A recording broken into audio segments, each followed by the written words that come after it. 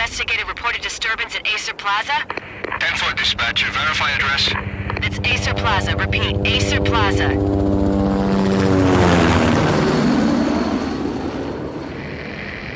Shots fired on the rooftop. An assault in progress at Acer Plaza. Repeat, an assault in progress.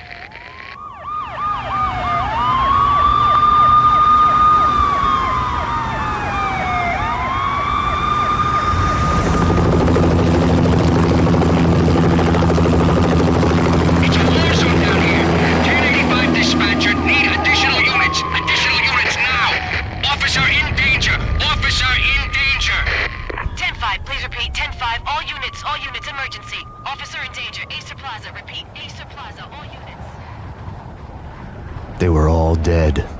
The final gunshot was an exclamation mark to everything that had led to this point. I released my finger from the trigger, and then it was over. To make any kind of sense of it, I need to go back 3 years. Back to the night the pain started. I was still on the force back then. NYPD, Manhattan, Midtown North Precinct, Hell's Kitchen. So when are you coming to work for me, Detective Payne?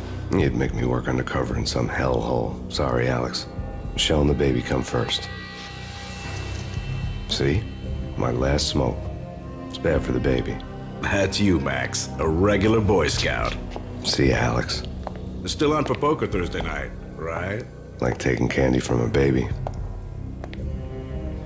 Life was good. Sun setting on a sweet summer's day. Smell of freshly mowed lawns. Sounds of children playing. A house across the river on the Jersey side. Beautiful wife and a baby girl. The American dream come true. Honey, I'm home. But dreams have a nasty habit of going bad when you're not looking. The sun went down with practiced bravado. Twilight crawled across the sky, laden with foreboding.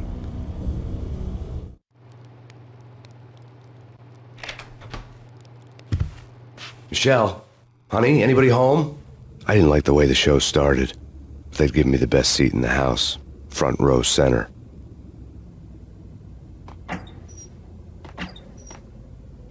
What the hell? Something ugly had been tattooed on the wall, a map of things to come. It was a poison syringe, a magic tag full of diabolical meanings.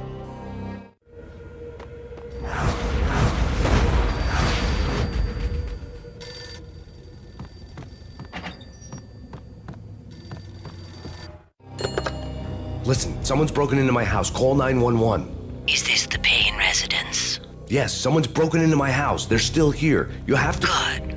I'm afraid I cannot help you. Who is this? Hello?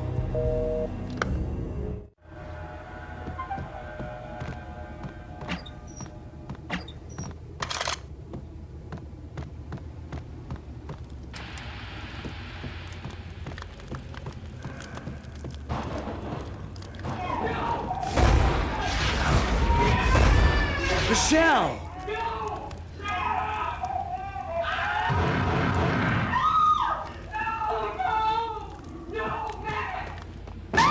Michelle! Please!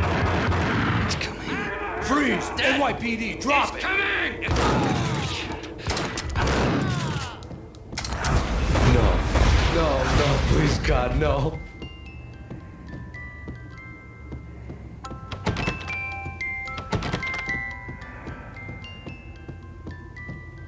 The flesh of fallen angels!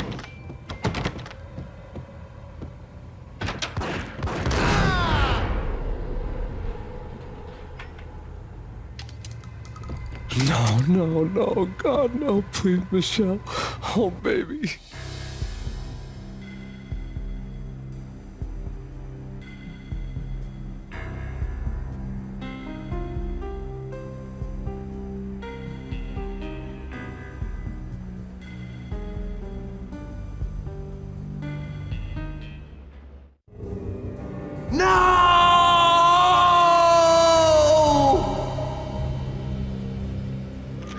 That was 3 years ago. Everything ripped apart in a New York minute. The killer junkies had been high on a previously unknown designer drug, Valkyr, V. After the funeral, I told Alex I'd be transferring to the DEA. It took us 3 long years to get a break in the Valkyr case. Then, finally, 2 months ago, a dime dropper tipped us off that Jack Lupino, a mob boss in the Punchinello crime family, was trafficking. I went undercover, infiltrated the worst mafia family in New York. I came in from the cold and the dark. Outside the city was a cruel monster. I've been slowly working my way from the small time to the big fish, trying to get to the source of the drug. Alex and BB were my only contacts in the DEA, the only ones in this decrepit city who knew I was down here. BB here. Something urgent has come up with Jack Lupino. You need to meet with Alex immediately at the Roscoe Street station. I hadn't had a face-to-face with Alex since I'd gone undercover. Outside, the mercury was falling fast. It was colder than the devil's heart, raining ice pitchforks as if the heavens were ready to fall. Everyone was running for shelter like there was no tomorrow. It didn't get any better when I got to the subway. The feeling hit me like a point-blank shot straight in the face. Something was not right about this. My Beretta stirred nervously under my coat, but the train doors had already shut behind me, and I was in for the ride. Next stop, Roscoe Street Station, and Alex.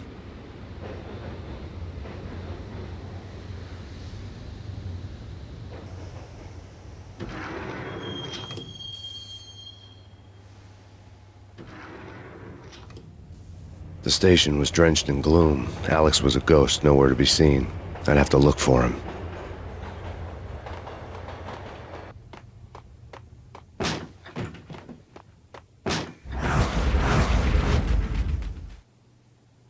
Death was in the air at Roscoe Street.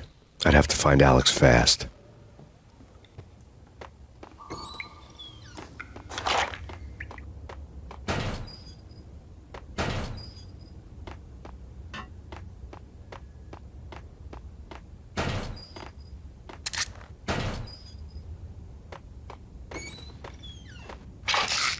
The pills would ease the pain. Wasn't Jake supposed to take care of this? What the hell?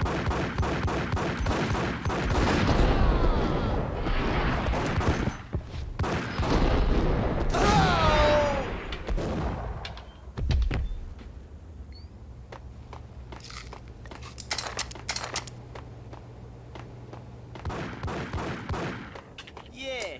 Hey,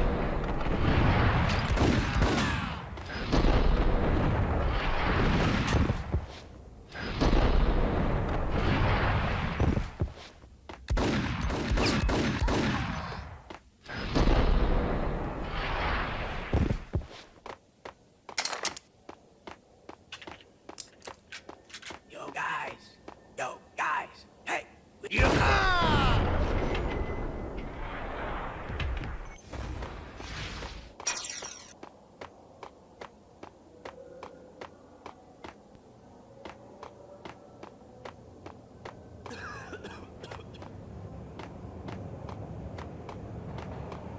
Hold it.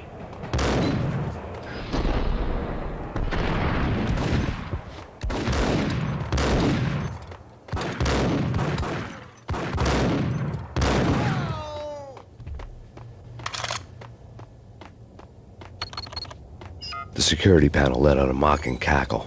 I'd need the right code. What was that? It's nothing. Relax. Hold it.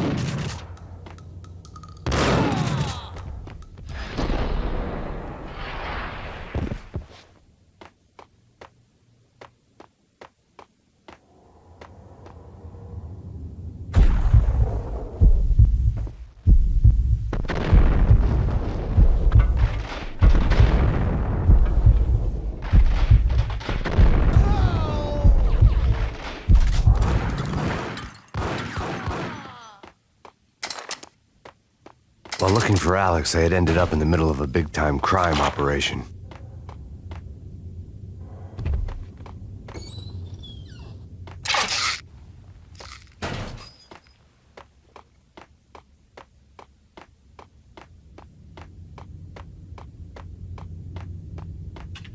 Hitting Roscoe Bank ain't exactly keeping low profile. Hey!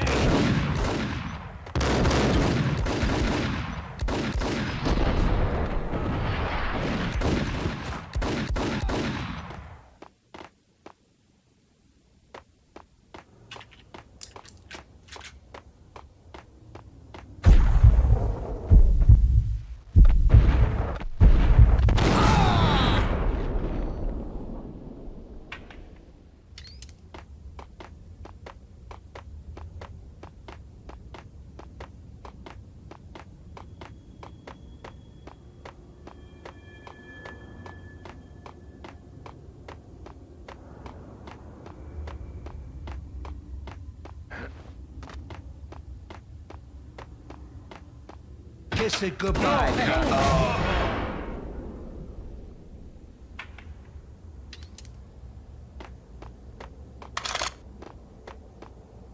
You saved me, man. What's going on here? A massacre. These armed thugs just appeared from nowhere. We need to get help. I can make the call from the control room 1 floor up. Can you take me there? Sure, sounds good. Follow me.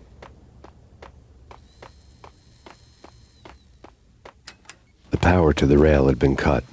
I'd have to get it back on to get the train moving.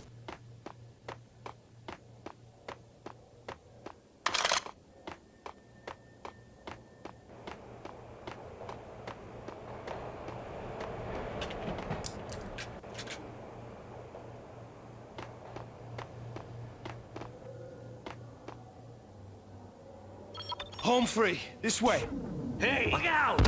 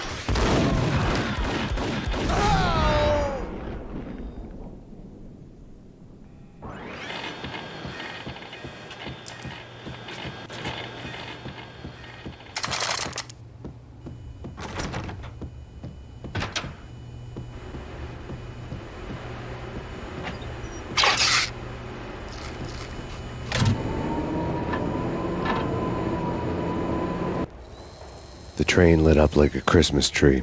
The power was back on.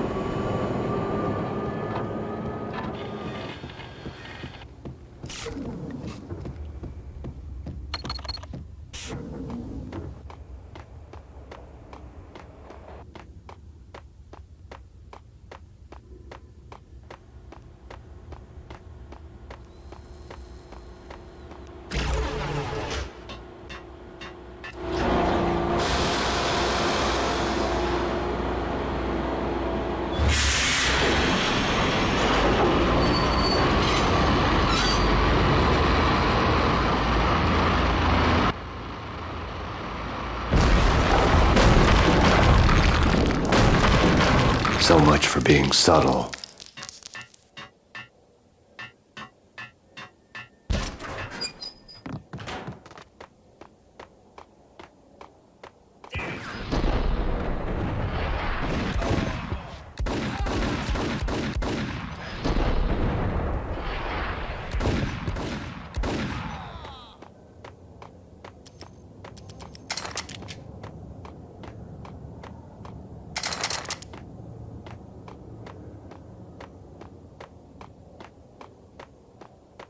The rusty door led to an abandoned part of the station, closed off since the early 40s.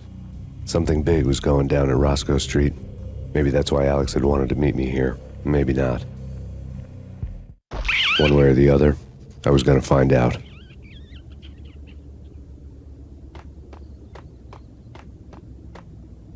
Right? Right. What the?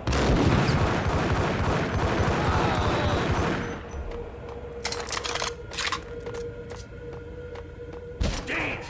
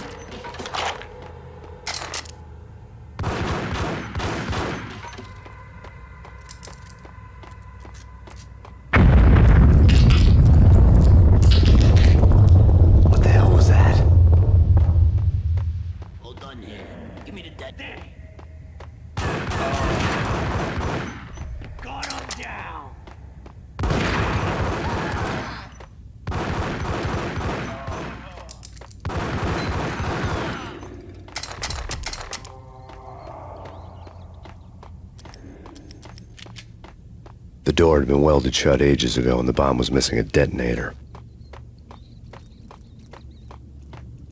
Okay, fellas. The police are on their way. New York's finest. They're gonna...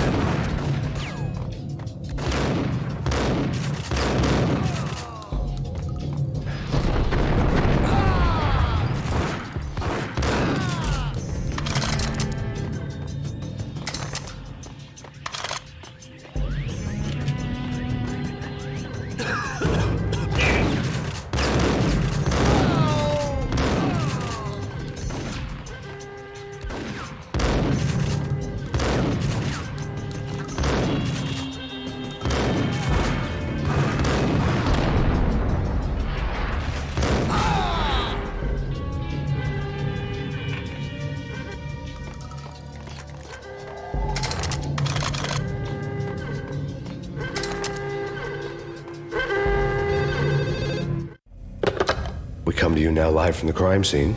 Who is this? Right back at you. This is Deputy Chief Jim Bravura from the NYPD. You are to cease your criminal activities and surrender immediately. Sure thing, Jim. Me and the boys have been talking and everyone's real sorry. They'll never do it again. Who the hell is this? Being placed at the scene of a bank robbery wouldn't have tipped the odds in my favor.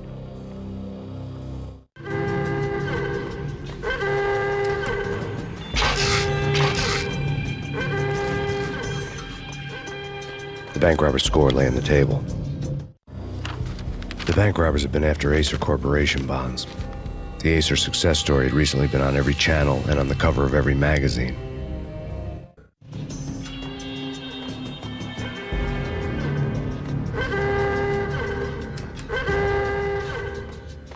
The bank robbers had left their tools on the table.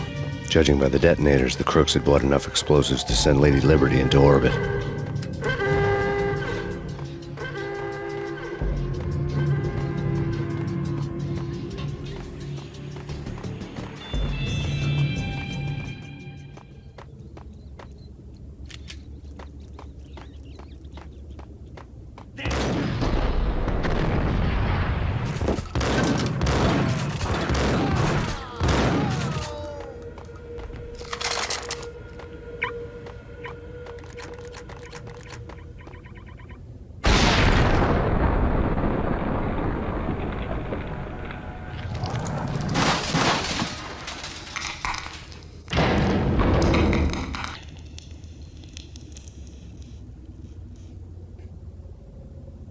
Hold it! Max, Jesus, you almost gave me a heart attack. I nearly shot you. Alex, am I glad to see you. What the hell's going on? There are more corpses here than at the city morgue. It's an armed robbery. A tunnel job straight to the Roscoe bank vault through the old station wall. Is this why? This is Lupino's gig? This is Lupino's doing? Lupino's men? Really? You sure know how to pick a place? Can you get through? No, it's locked. We gotta get out of here. If it's Lupino, it's... Alex? Alex! There was nothing I could do. He was dead. I could tell by the empty, accusing stare of his eyes.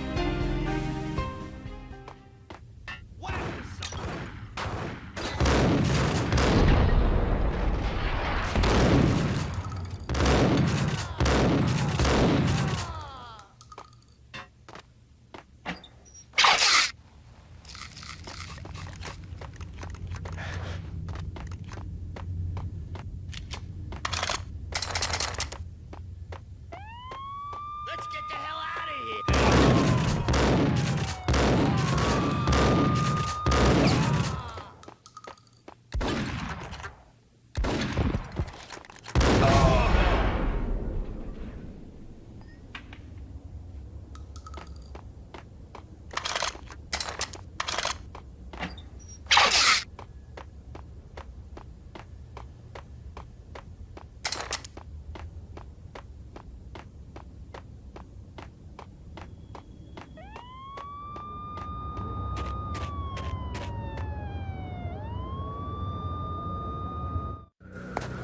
Alex had kept me relatively sane for the past 3 years. Now I didn't know how I felt. Somehow he had stumbled upon something big and ended up stepping on Jack Lupino's toes. Lupino ran his racket of sex, drugs, and contract killings from a sleazy hotel in a slum block of tenements. The NYPD was closing in. I could hear the sirens. Their wail was a crescendo. Lupino thought he could get us by taking Alex out and leaving me to take the fall for it. All he had gotten was my attention. I went for the hotel first. It was a sad old thing with flickering lamps and faded colors, cheap mobster punks and tired-eyed prostitutes. I walked straight in, playing at Bogart, like I'd done 100 times before. The place was run by a couple of murdering mobsters with shark smiles. The Finito brothers. Ladies and gentlemen, it's the pain in the butt. Pain to the max. You're killing me. Did you make that up yourselves, or you get some wino downstairs to come up with it? Don't answer that. A rhetorical question. I got something for the boss. Lupino around? That kind of depends on who's asking. A friend or a junk squad plan. Don't answer. It's one of them, how do you put it, rhetorical questions. Lupino ain't here, but he said bye. Lupino wasn't in his cheap hotel. Instead, I ran into the Finito brothers. My cover had been blown. The door slammed shut behind me, and then I was dodging bullets like raindrops. Pain in the butt. Ha ha! Pain to the max. Junk squad king. Take the Marble City for it. England and lying down. Bring it in.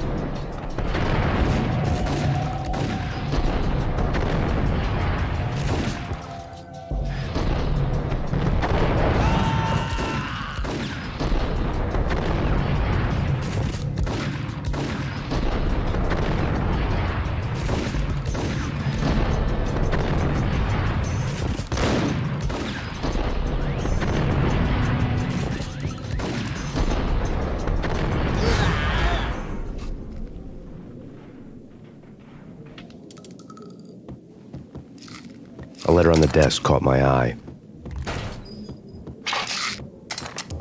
Bosses! I had met Lupino only once. The gangster ran all his rackets through his right-hand man, Vinny Gognitti. Gognitti was a high-strung whiner on the verge of breaking apart, like an overamped Energizer bunny. He had the brains to run the business, but he lacked the balls, always falling short, taking his frustration out on underage addicts and call girls. The V deal goes down at your hotel. Jack's exact words, quote, "Vinny, you're in charge of this one," unquote. Rico Muerte's coming to see it through. Anything goes wrong and everybody's gonna get dead. Goes double for you. Treat this guy real good. Anything he wants, you give him. Don't screw this up or you're finito, finitos. A V deal meant added security, locked doors, and lots of nervous thugs with itchy trigger fingers. I'd seen nothing coming in, but that didn't mean it hadn't been there. Rico Muerte was a regular Kaiser Soze, a spook story told to keep the apes in line. 313. The Finitos had scribbled Muerte's room number on the note's margin. Everything all right? Bosses? Joey? Vigilio? You all right in there? They're not answering. Call the others. Tell them to come quick. Okay, but we can't wait for them. We gotta go in now. Bosses, we're coming in. There he is.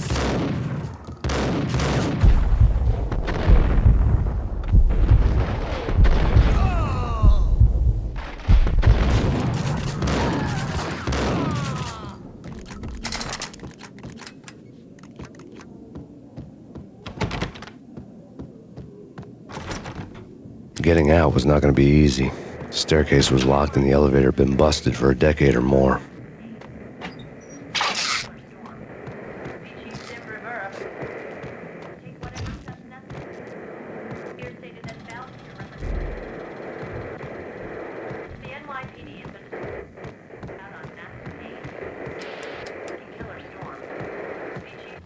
In his press conference today, the mayor stated that Valkyr represents a clear danger to New York and called for drastic actions to eliminate the problem. On today's top story, the Valkyr crisis worsens with the murder of DEA Special Agent Alex Balder. Special Agent Balder had been shot repeatedly from a point-blank range. The gunman has been identified as Max Payne. The noose is sure to tighten around this fugitive criminal as more NYPD units join the search to apprehend him. I had just gotten my 15 minutes of fame.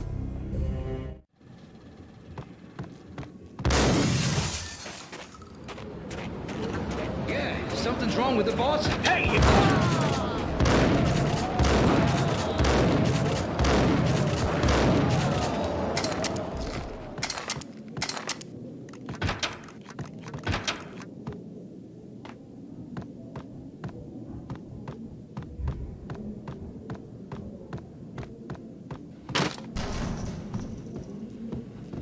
Hold it!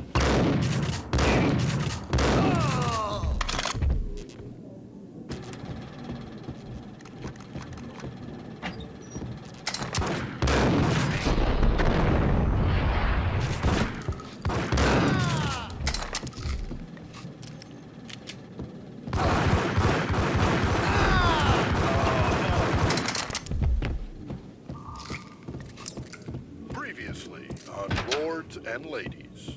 Lady Amelia, Marquis Valentine asks for an audience. Thank you, Lawrence. My lady. My lord. And now, an all-new episode of Lords and Ladies, brought to you in part by Acer Corporation.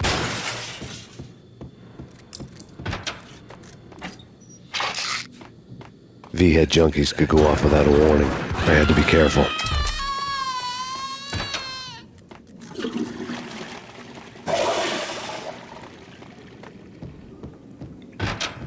There he is!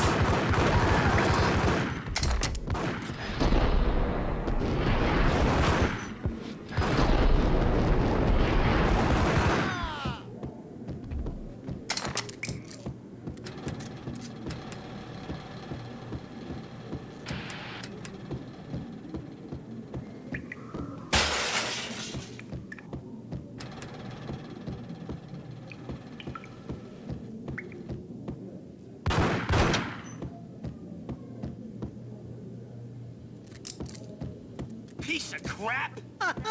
Get here!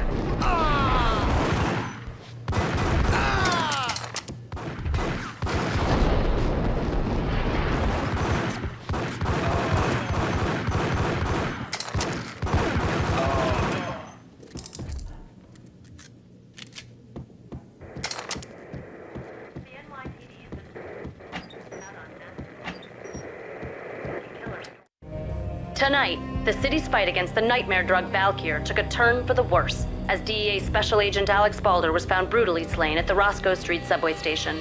A suspect was seen leaving the site only moments after the shots had been fired, and the NYPD is currently in pursuit of Max Payne, a repeated felon believed to be armed and extremely dangerous. And now the weather. The worst winter storm in recorded history continues to pound the city.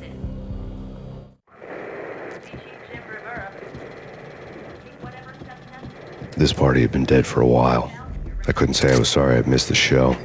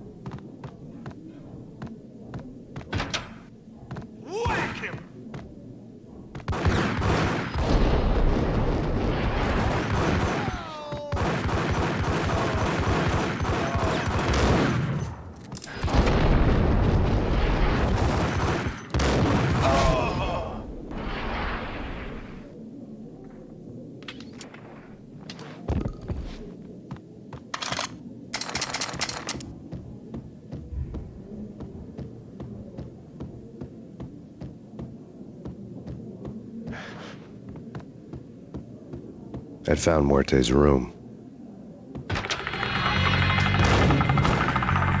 Muerte had received a letter.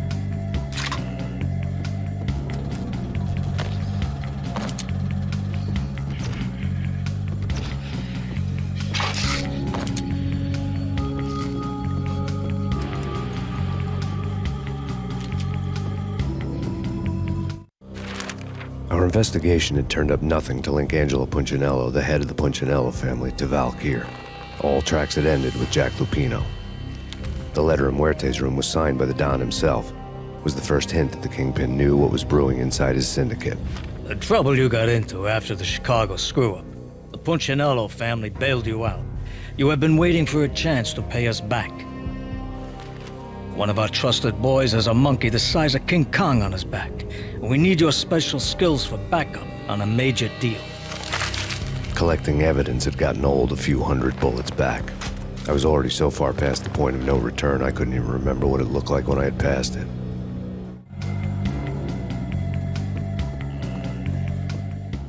You're gonna die. You're gonna die.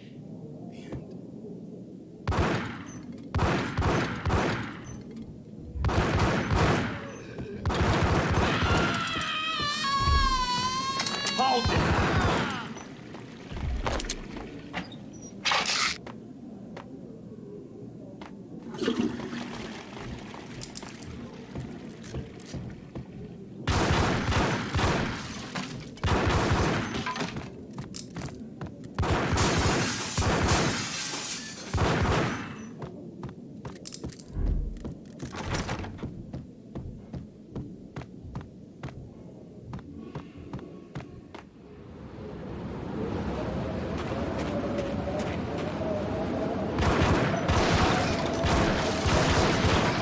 I didn't want to know what had happened here. It was not a pretty sight.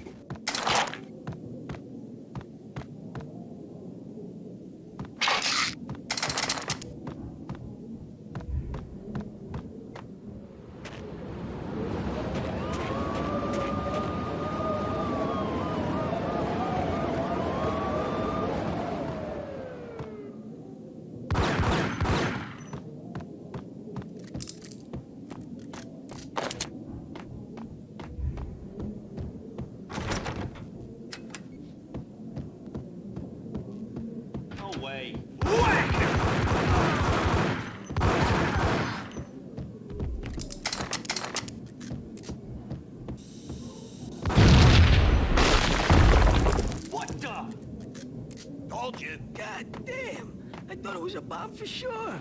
The Russian wouldn't dare. This has been waiting to happen. I thought it was... Yo!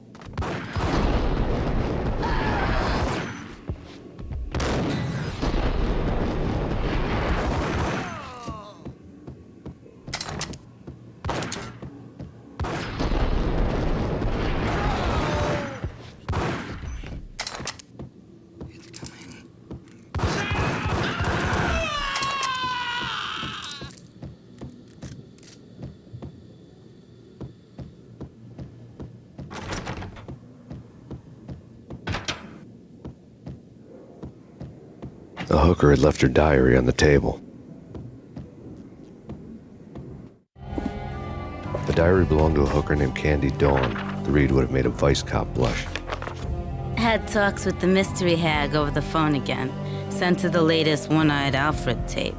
As long as the hag keeps paying for the tapes, the old man could come every day for all I care. She had a nice sideline, making secret X-rated flicks of her clients and selling them to the highest bidder. It would get her killed if her V-fix for the day didn't do it first.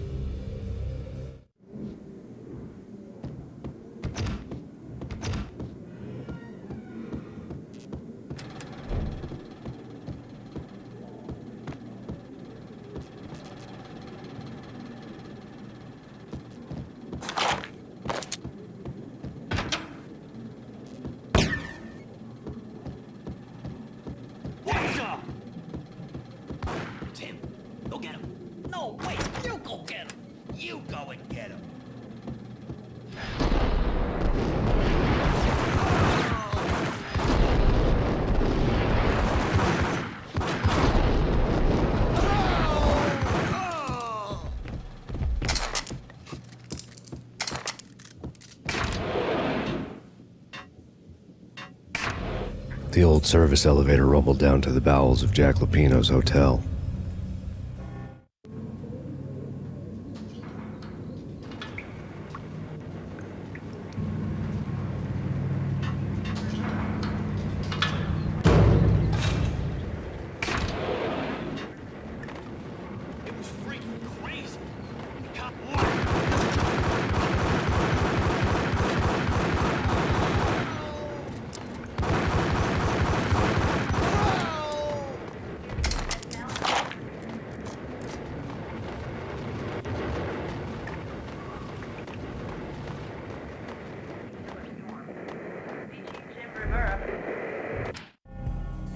A winter storm warning is in effect in the whole tri-state area, as both freezing rain and heavy snowfall continue. Many roadways are already closed, and people are advised to stay indoors. The severe blizzard has ravaged New York for 3 days now, with no end in sight. We'd been snowed from the start in the Valkyr case. The forecast said there was plenty more where that had come from. But the snowbound city was on my side. Less chance of innocent bystanders getting caught in the crossfire.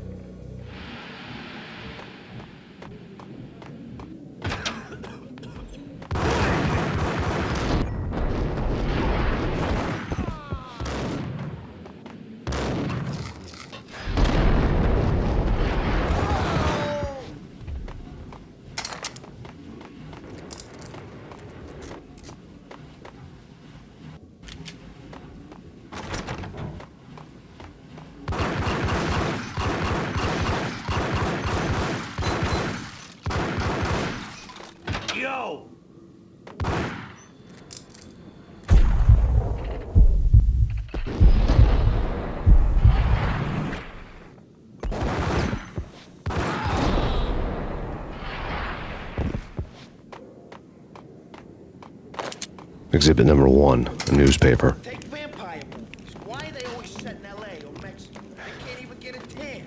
If I was a bloodsucker, I'd move to the North Pole. Winter's one long night. Yeah, what would you eat? Suck blood from penguins? A dead man tied to a chair lay on the boiler room floor. Captain Baseball Bat Boy has an unbeatable track record in superhero death matches. But a 6-pack of root beer gets me every time. The murder weapon was a baseball bat, now lying in a pool of drying blood next to a newspaper folded open on a Captain Baseball Bat Boy comic strip. Nah, Eskimos, man, Eskimos.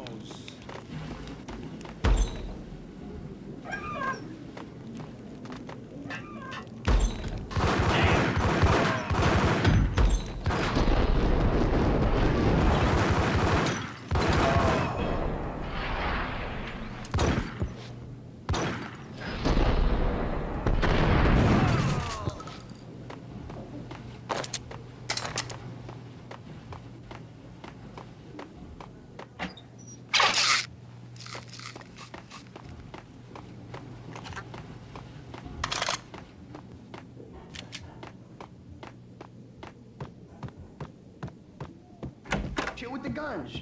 Trust me, you don't want to piss Muerte off. Gentlemen, let's do business. Green for green.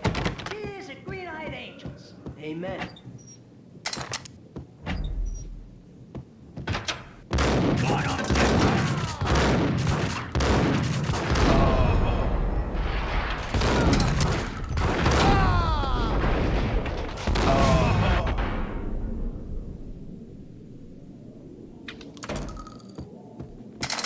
A lifetime ago, this would have gone down as a narcotics arrest.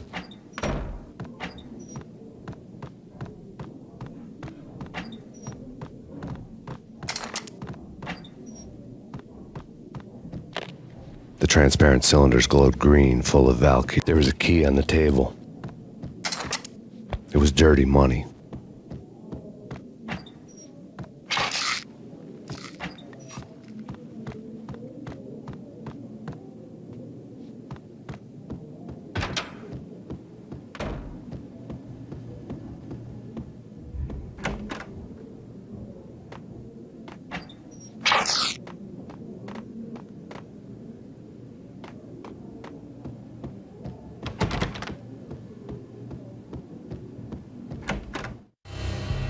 Two mad dog killers, ready to murder each other.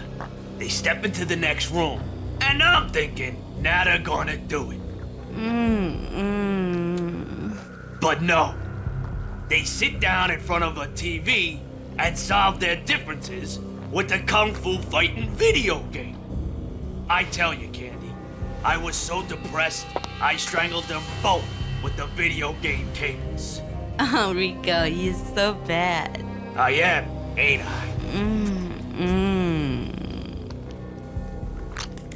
Rico Muerte, big-time hustler. Who the hell? It's that cop. Muerte went for his gun. Do something. There he is.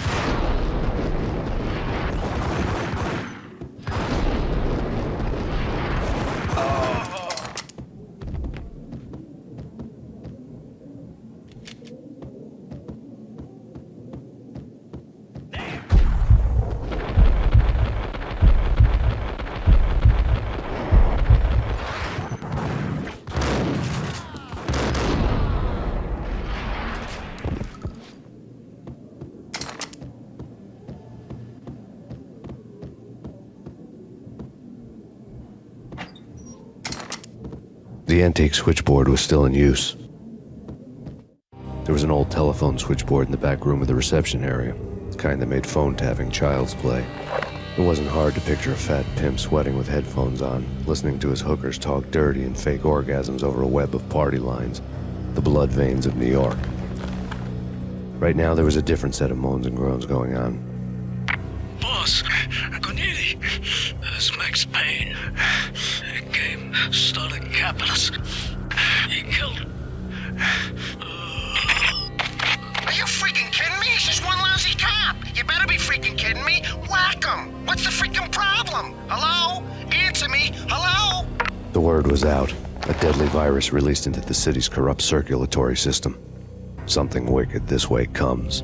Max Payne at large.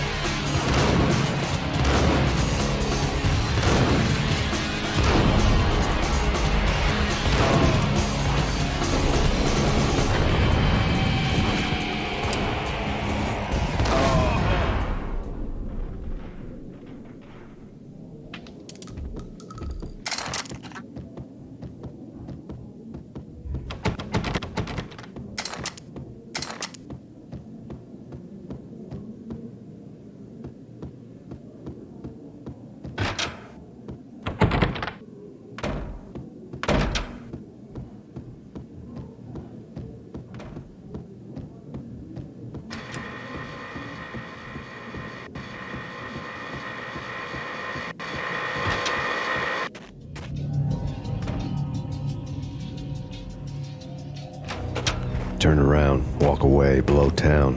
That would have been the smart thing to do. Guess I wasn't that smart. Lupino's tenement buildings were a seedy hangout for all kinds of sleaze. A liquor store, a pawn shop, a laundromat full of mobster bookies and loan sharks. The list went on. The how and why of it was a mystery to me, but they knew I was a cop. They knew I was coming, and they were going to get real trigger happy about it. I got to see Lupino's hangout all lit up. A bomb went off, turning snow into liquid gold. A pillar of fire lifted the remains of a car straight up into the air. The flames were highlighted on the hood of a black Mercedes-Benz as it coasted down the street real slow, as if the driver didn't have a worry in the world. I got a good look at the man riding shotgun. It was Vladimir, the head of the local Russian mob, the fly in Don Punchinello's soup. The ringing in my ears was the sound of a mob war being waged.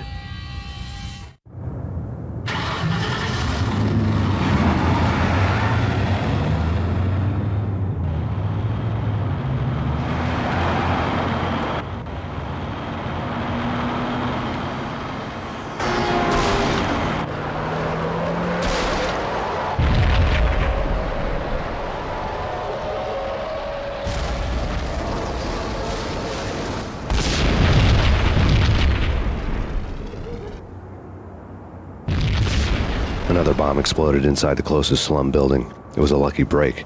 The goons inside were spooked, but luck always came with a price tag. More bombs could still be ticking inside, and the cops would already be on their way. Jack Lupino's suite was on the top floor. At least it used to be, before the explosive makeover.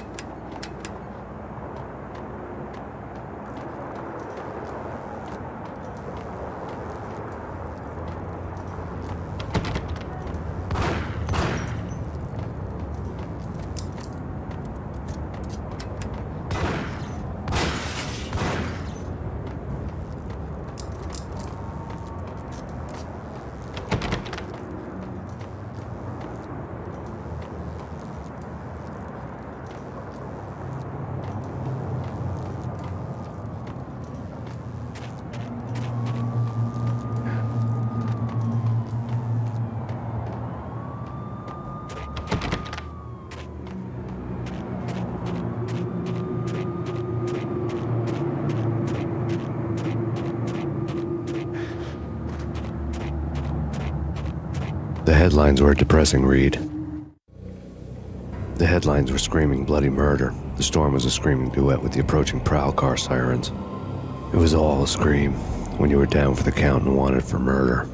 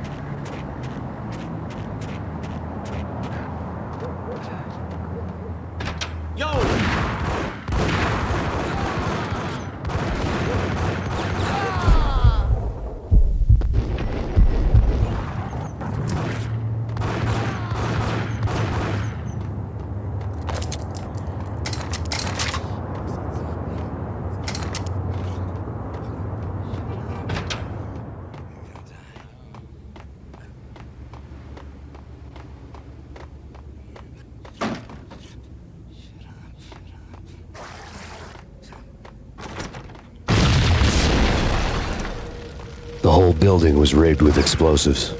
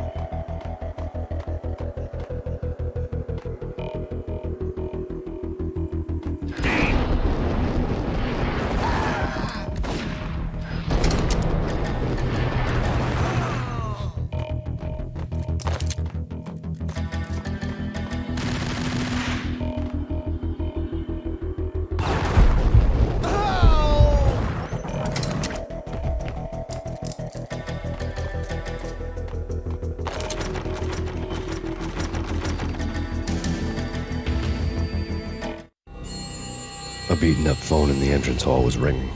It could have been just a junkie in need of a fix, but it turned out to be something more sinister than that. Am I speaking to Mr. Payne? Who wants to know? My name is Alfred Woden. You must hurry. The police are on their way. Tell me something I don't know. They know you're there. How? And what's it to you? I will contact you again. The cops arrived, sirens singing in the off-key harmony of a manic depressive choir. I had a few minutes while the SWAT team would go through their usual routine. By the time they busted in, I needed to be long gone. Max Payne, this is Deputy Chief Jim Bravura from the NYPD. Drop your weapons and come out with your hands above your head.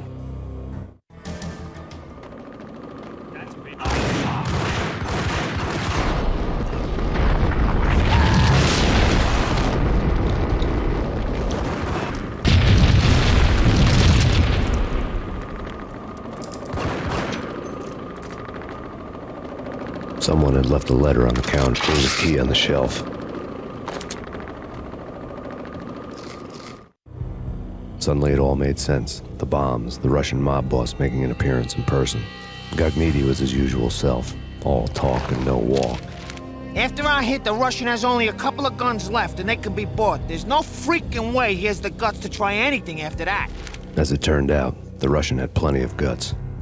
One thing you could count on, you push a man too far and sooner or later he'd start pushing back. Max Payne, this is your final warning. Surrender or will be Hold her right there!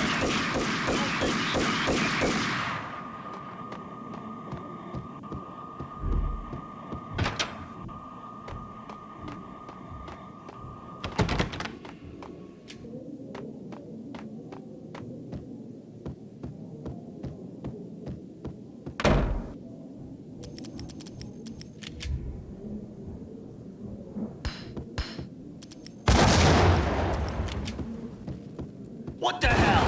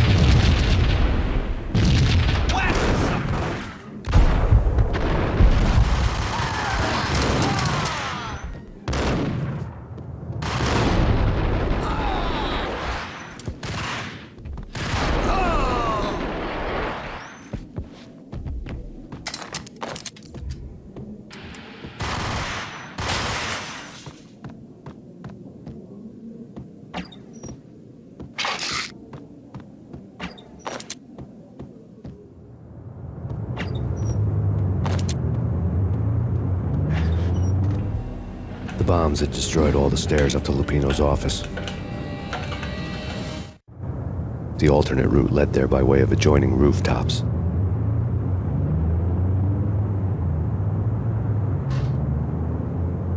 It's never been this cold. Never ever. It's like the sky's falling. Yes, sir. It's the end of the world as we know it. And I don't feel fine. I don't feel anything. I gotta say.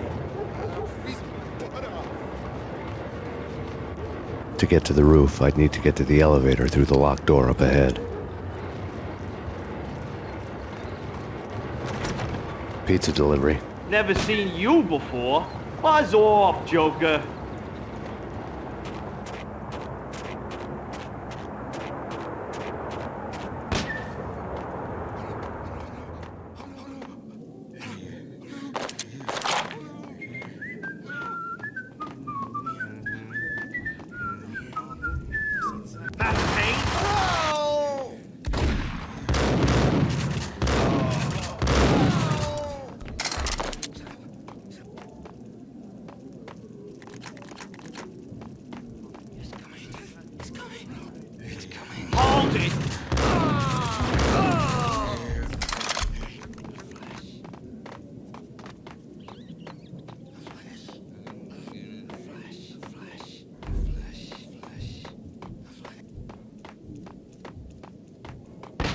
No, don't shoot. I ain't... You know the clowns at the laundry? Me? No. You're no good to me then. What? No, the laundry, yeah. I know him, yeah. Get me in there. Okay.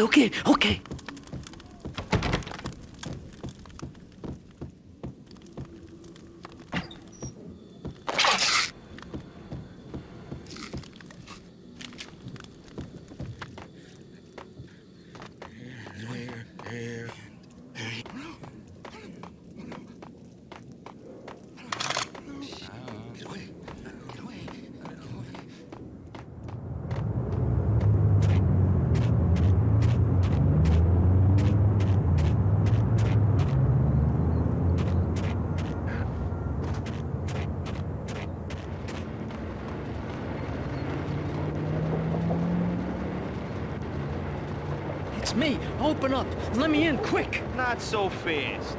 The password. John who? Come on. Oh, okay, John Woo. All right. Come right in. It's a trap! It's Payne!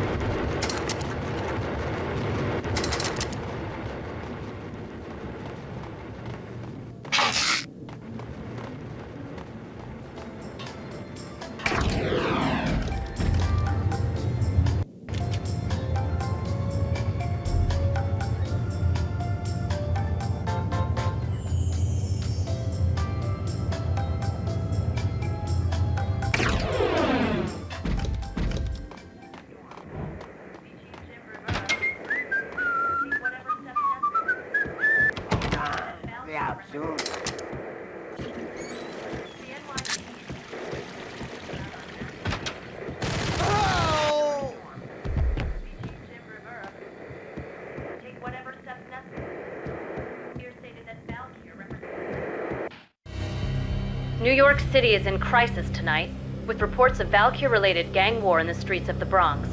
Apparently, Max Payne, wanted for questioning in connection with the slaying of a DEA special agent earlier tonight, is waging a one-man war against his former partners in crime. Among the listed casualties so far are notorious mafia members Joey and Virgilio Finito, as well as Rico Muerte, himself a fugitive from the law, and a suspect for several murders in the Chicago area. The NYPD has been placed on full alert. A citywide APB has been put out on Max Payne. Deputy Chief Jim Bravura has promised to take whatever steps necessary to bring him to justice. What those steps may be remains to be seen. For CNN TV News, this is Kira Silver.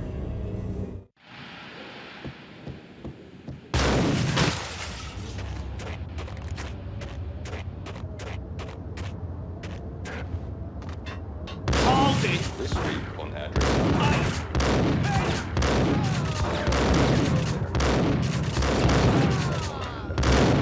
But that's only it's not me talking to the flamingo, but someone who looks the part down to the finest detail, except that he's evil. I'm hiding in the shadows, watching it all unfold. The flamingo speaks. He can speak. It says. That's Mira's on television. Somehow I know this, just don't.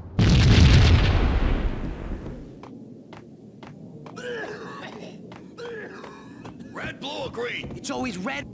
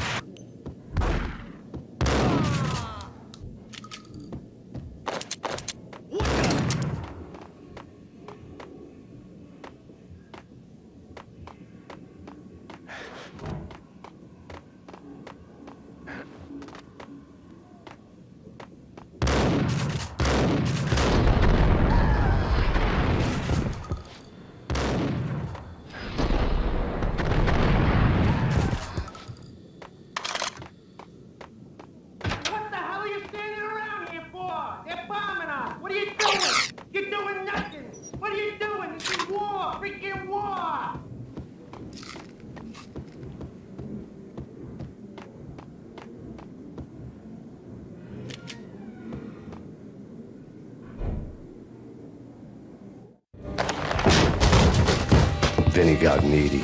Just the man I've been killing to see. Payne? Freaking fed! I knew from day one there was something screwy about you.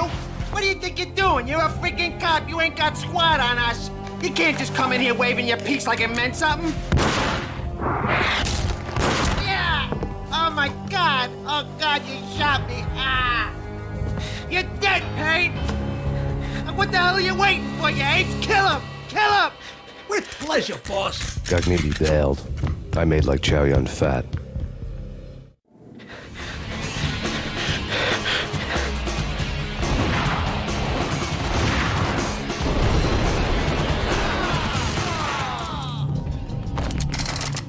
A crumpled letter lay on Gognitti's desk. The letter was addressed to Don Punchinello, but Vinny had never had the nerve to finish it. Jack's gone voodoo. Just the other night, he shot Dino because he wanted to see what his brains looked like splattered on the wall. He's a freaking mad dog. We're running out of men and business fast. Gognitti had been living in mortal fear of his boss. Jack Lupino was a psycho.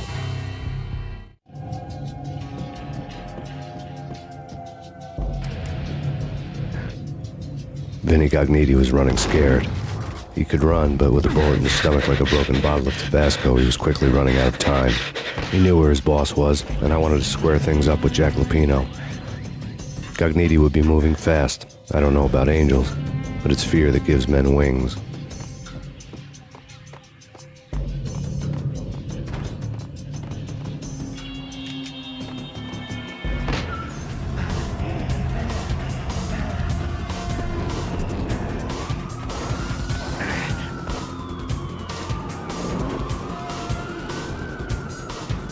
Gognitti hitched a ride.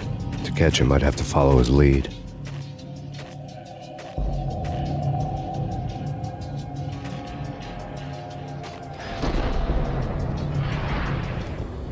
This was my second train ride of the night. The way it started didn't promise anything better than the last one.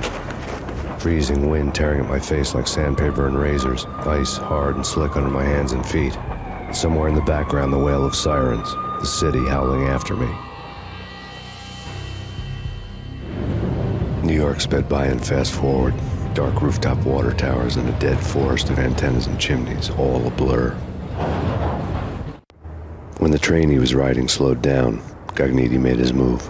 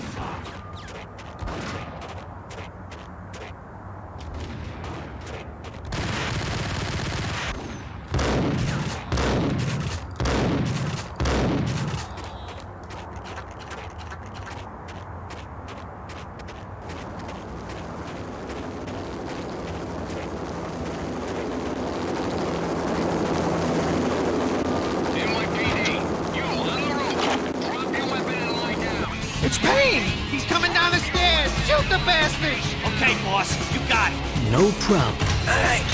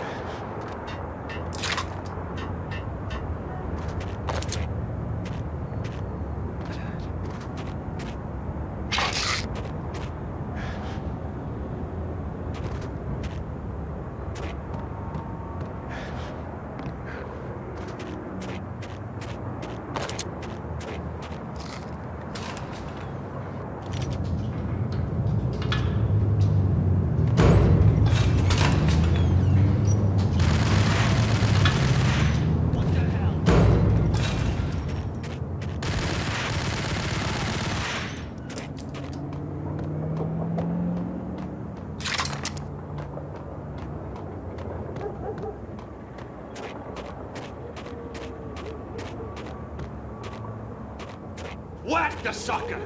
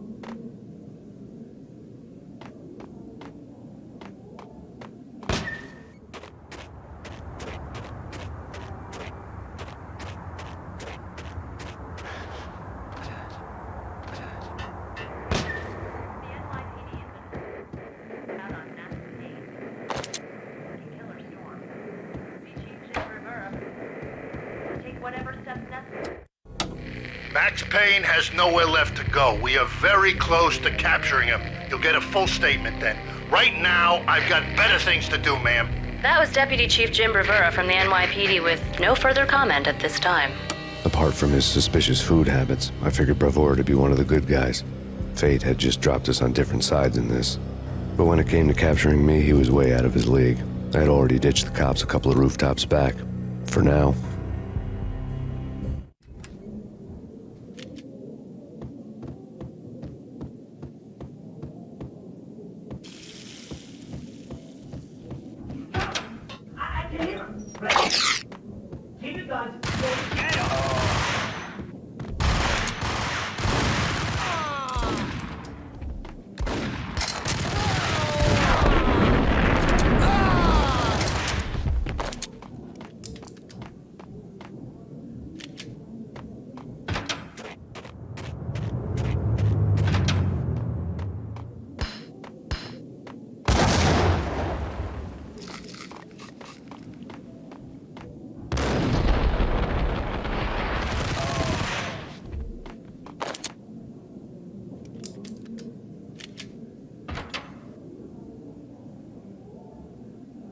Open, goddammit!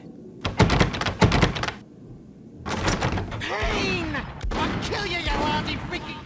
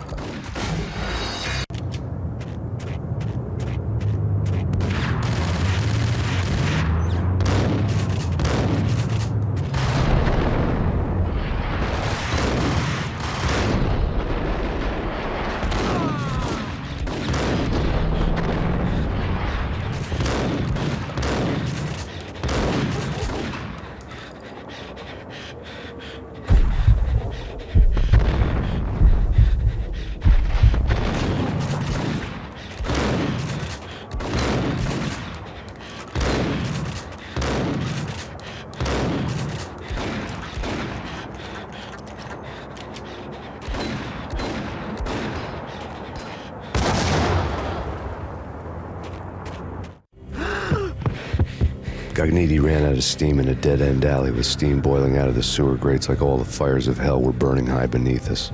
It was shakedown time. Where's Lupino? Screw you! Bad start, Vinny. Police brutality! I rate pretty high on that. You can't just hurt me in cold blood? Just keep telling yourself that. Listen good, Candyman. I'm not gonna be anybody's fall guy. I wanna know where your boss is hiding. There was no glory in this. I hadn't asked for this crap. Trouble had come to me in big dark swarms. The good and the just were like gold dust in the city. I had no illusions. I was not one of them. I was no hero. Just me and the gun and the crook. My options had decreased to a singular course. I'll tell you, just don't hurt me no more. Lupino's at Ragnarok, the nightclub. Book me, take me in, haul me to the freaking jail, just don't hurt me. Your rights will be read at your funeral. Ragnarok was Lupino's private nightclub, a den of drugs built into an old theater. I knew what waited inside. V-head junkies ready to explode in random acts of senseless violence, and Lupino's goon squad, the worst stone-cold killers this side of hell. Ragnarok was as inviting as a headache, flickering and flashing to a machine gun beat. The belly of the nightclub was a gothic theme park that began with bondage games and led to the nasty stuff from there. As subtle with its dark message as a cop-killer bullet through the heart. Like father, like son. Just like Jack Lupino.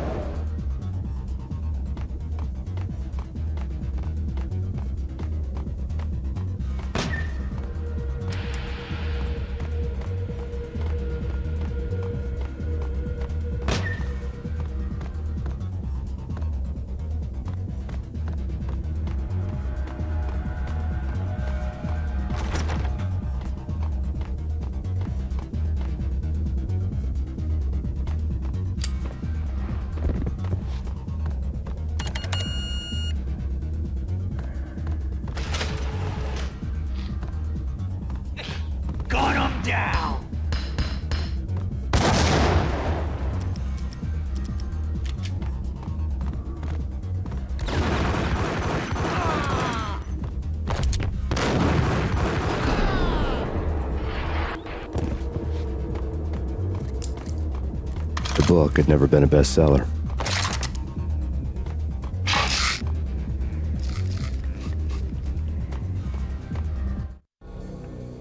Given the setting, I was surprised to find that somebody had been passing time reading. The paperback was entitled, The Age of Murder and Storm. The blurb on the back mentioned Norse mythos and Ragnarok, the end of a Viking world with a terrible winter that covered the earth in ice, when vile crimes were rampant and all humanity lost. I could see how somebody impressionable might get it into their head that we were at the end of time. I was also beginning to see what the nightclub and its owner were all about.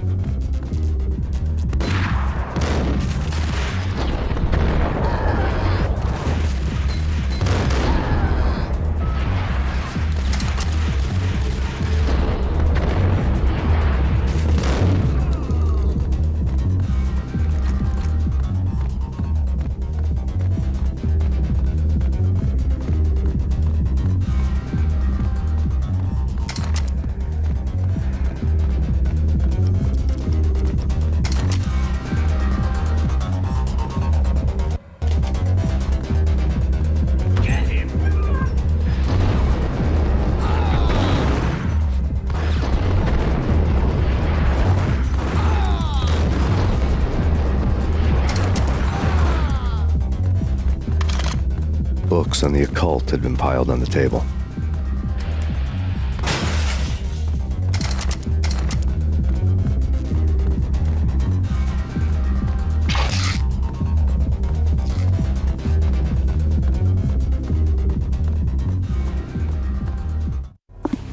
The room was stacked with light reading, such as Necronomicon, Witchcraft, and Paradise Lost.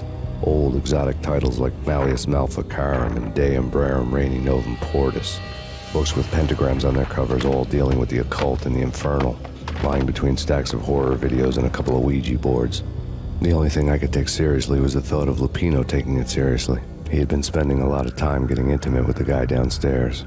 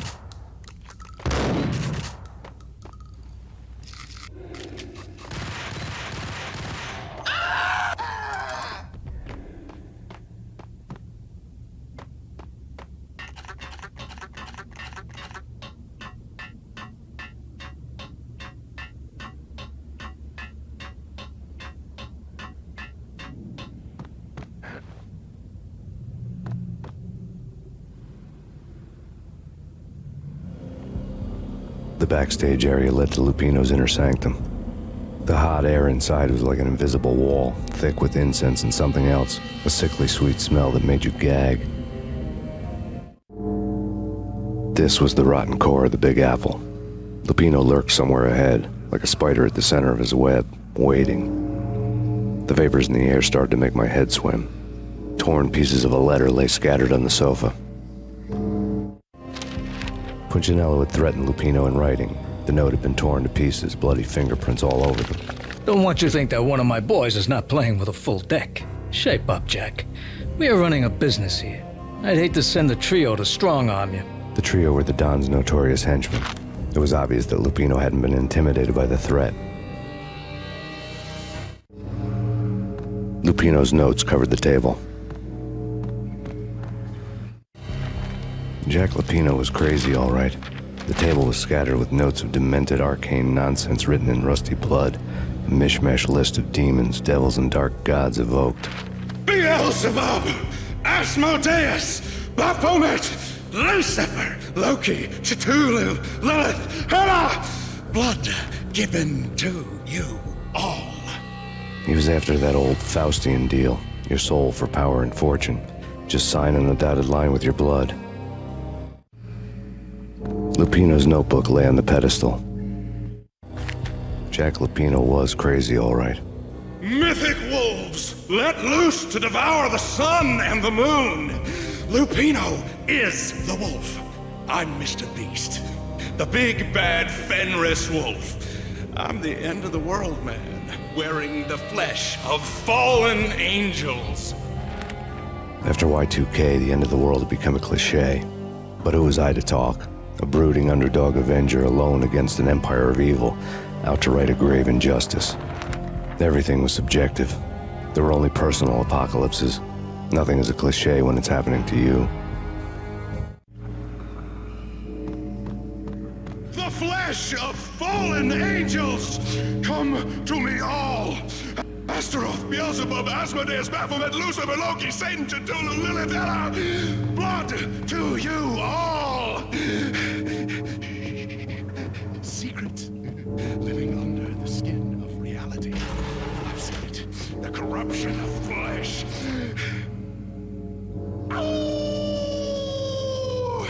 I'm the wolf, yeah! I am the wolf! It's close. Coming. You have come. The end of time. It's now!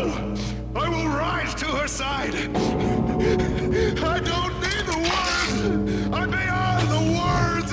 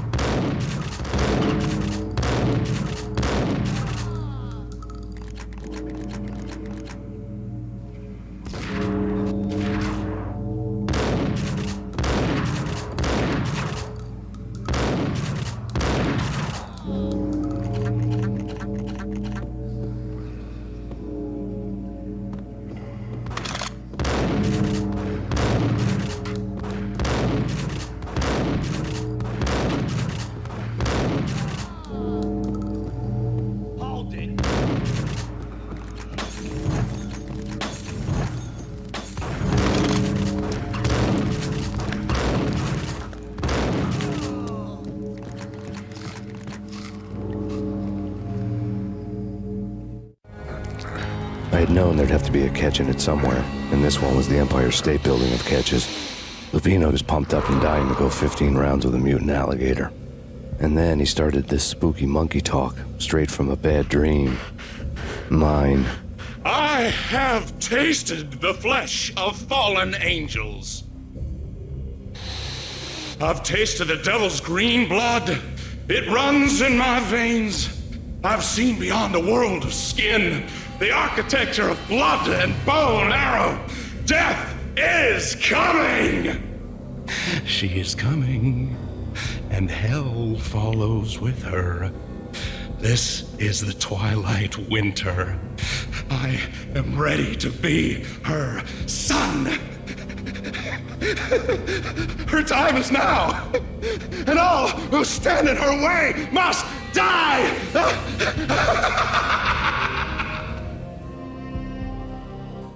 Die!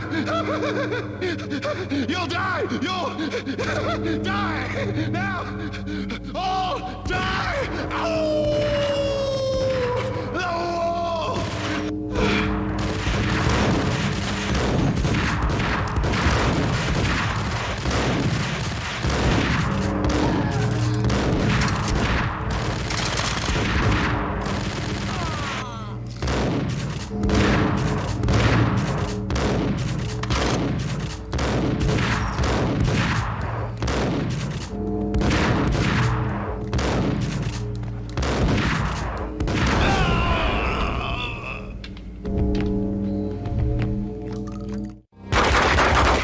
Finally went down. I wanted to make real sure he'd stay that way. V was a bad monster. Turned them into friggin' zombie demons from outer space. I think he's dead already. Huh? And that's when it happened. But dead or not, you've got the wrong guy. In stepped this knockout femme fatale holding a gun to my face. I returned the favor. Lisa Punchinello. Lisa Punchinello was the Don's wife. Mona Sachs. Lisa's evil twin. Your safety's off, evil twin. You might hurt someone with that gun of yours. Lisa's the damsel in distress. I'm the professional. I'd blow you away without batting an eye. Sure, and you can check out my credentials splattered all over this joint. Jack couldn't have framed you. Not the state he was in. We're after the same slime bag. Angelo Punchinello's the one who murdered your friend and framed you with it. You know this for a fact? I've got my sources. I don't have a clue these days. I just shoot them as they come. Who put a contract on the Archfiend? This one's mine. I hate the guts of that sadistic wife-beater. Why not pool our bullets for this one? I thought you'd never ask. My finger was starting to twitch. How do you like your whiskey? I'm easy, as long as you don't try to slip me a Mickey. You're a real angel, Max. It was good stuff. Tasted sweet as honey going down. Nothing personal. Can't risk you going berserk and getting Lisa killed.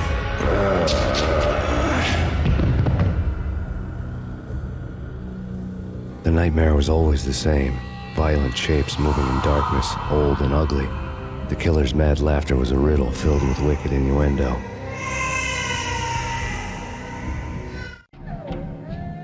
Somewhere, the baby was crying.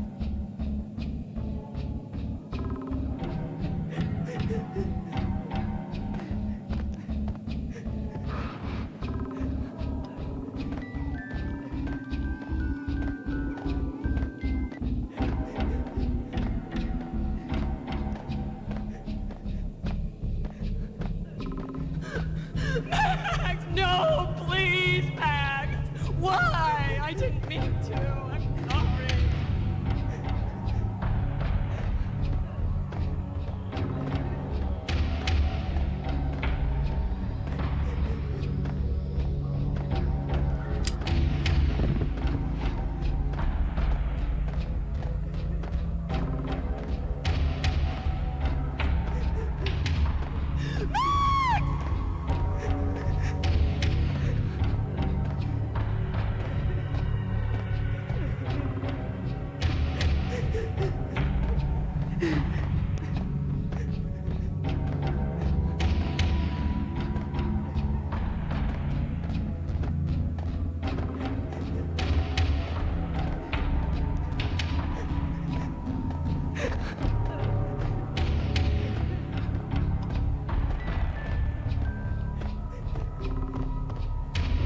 Should have known it when we found you snoring next to Lupino's corpse. A comedian, huh? The pictures were filled with good old times. Alex and I had a few moments of glory between us. Crime-fighting comrades, the best in NYPD DEA collaborative team. Good-hearted macho bullshit like that. I would have given anything to have him here as my backup. No such luck. No luck at all.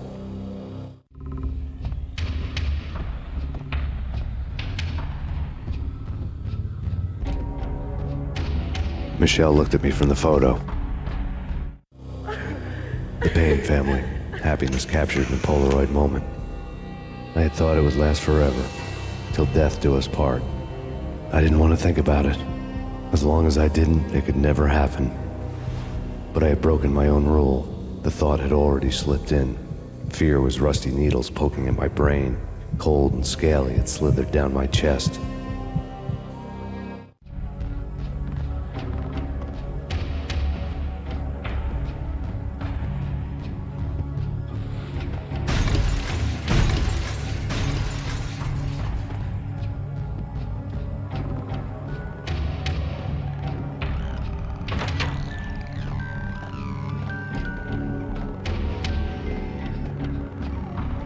I really love to watch cartoons. Captain Baseball Bat Boy's my favorite.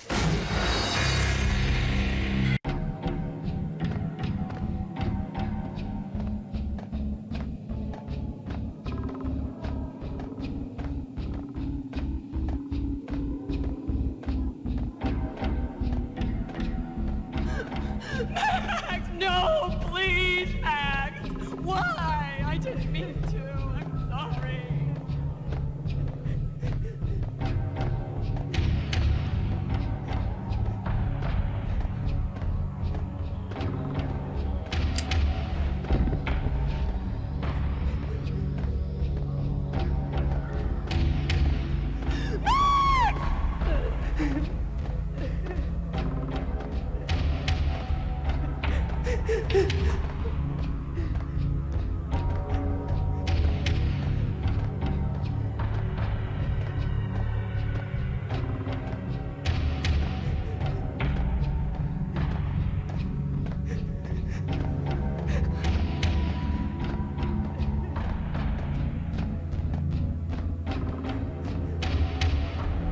Should have known it when we found you snoring next to Lupino's corpse.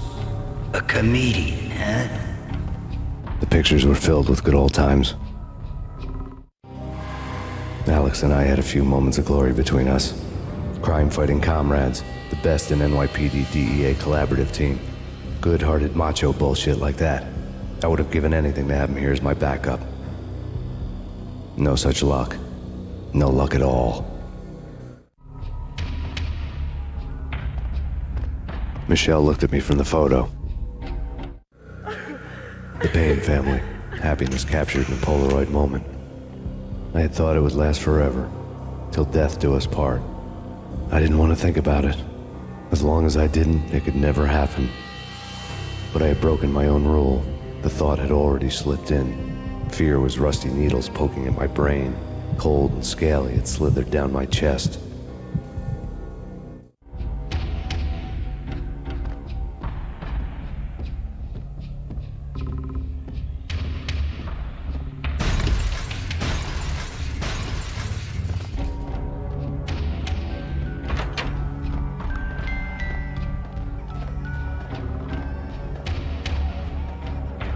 I really love to watch cartoons. Captain Baseball Bat Boy's my favorite.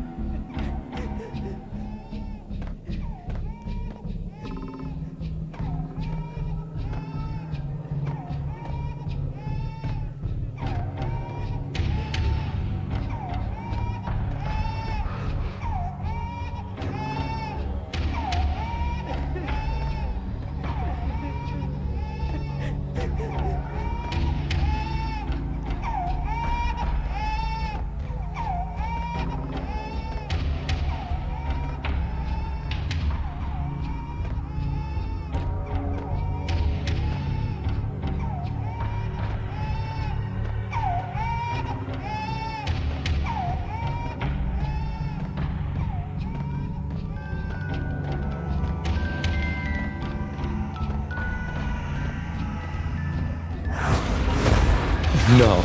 No, no, please, God, no.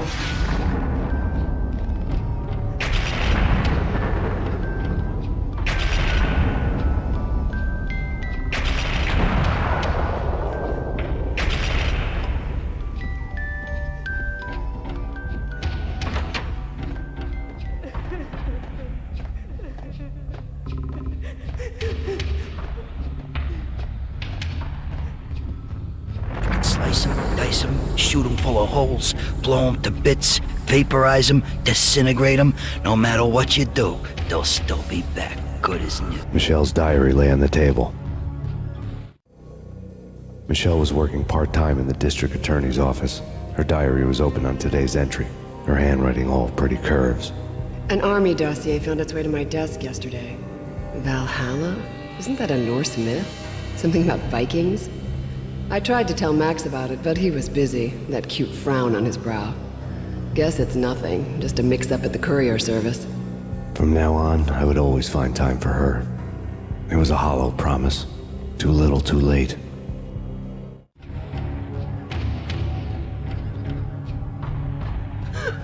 Max, no, please, Max. Why? I didn't mean to. I'm sorry.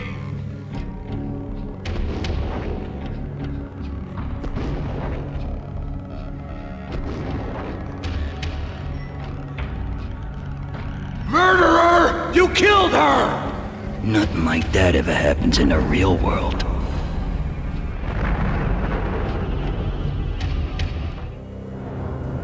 I woke up in a bad dream.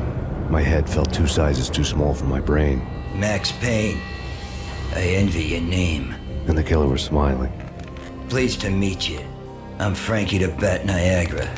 Niagara, as in you cry a lot? He had a baseball bat and I was tied to a chair. Pissing him off was the smart thing to do.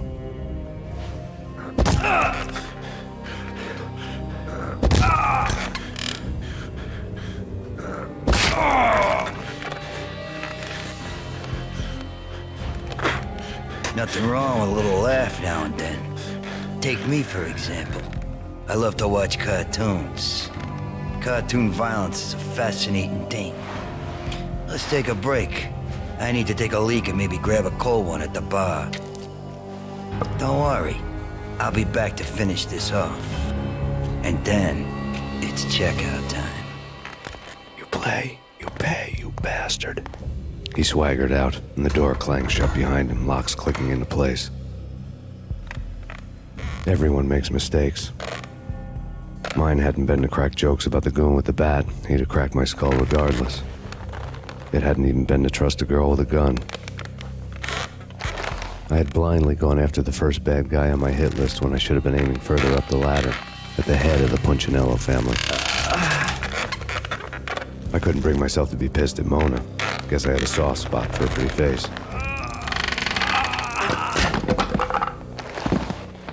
But when somebody decides to play baseball with your head, you tend to get sore.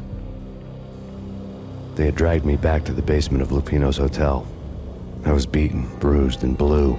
I felt like the chair I had broken to get free.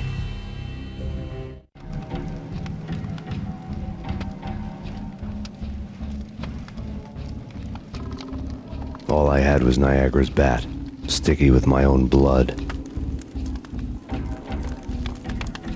Without a gun, I'd be no match for Frankie's men. I'd have to play hide and seek with them.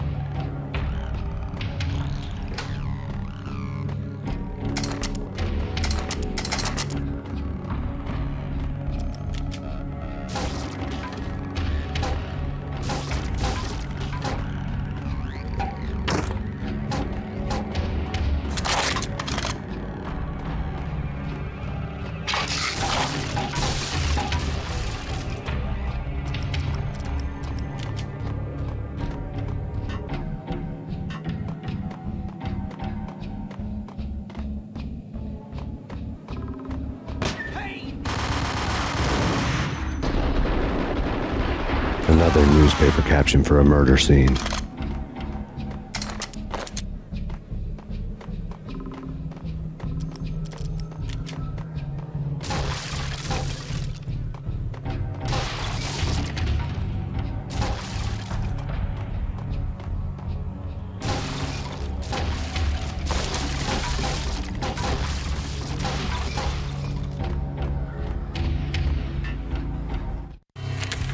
Frankie had left his calling card, a Captain Baseball bat boy strip, next to a sewer passage filled with bodies.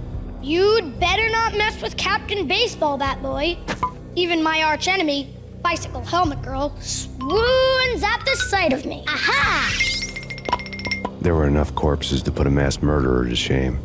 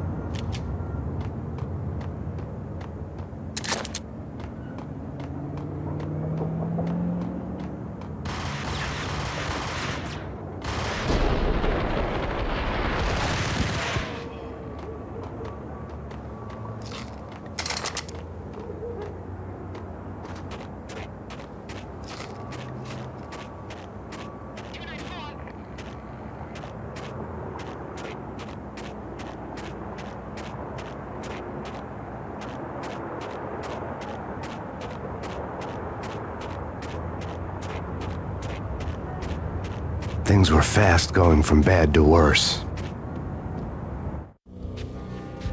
The men in blue had come and gone.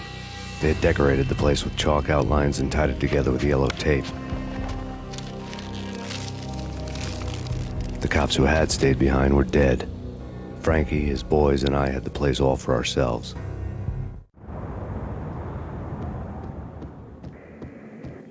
Just forget about it.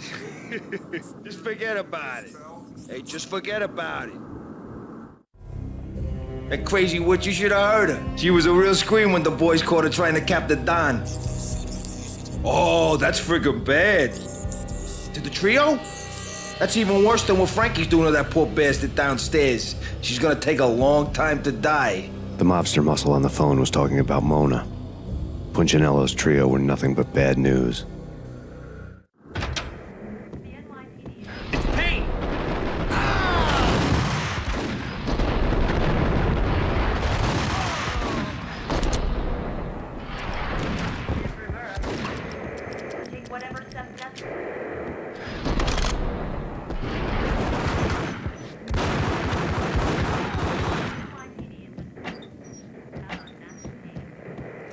More evidence that Punchinello didn't like me much. The fact remains that all the victims so far identified in the Ragnarok shooting have been known criminals, many of whom had large doses of V in their blood. Reliable sources say that Max Payne was also among those killed, although no body has been recovered at this time. Reliable sources. That meant somebody thought the Mafia had me, didn't want the cops snooping around anymore. The body would be delivered to them barely recognizable. Case closed. Don Punchinello had the power to be that reliable source, which was no news. But his news was old news. Framing me hadn't been enough. Don Punchinello had put a hit on me. He wanted me dead, and it had been important enough for him to give written instructions to Frankie about it. Max Payne should die like a dog for the trouble he's caused. Frankie, I know I can trust you to give this matter the dedication it needs.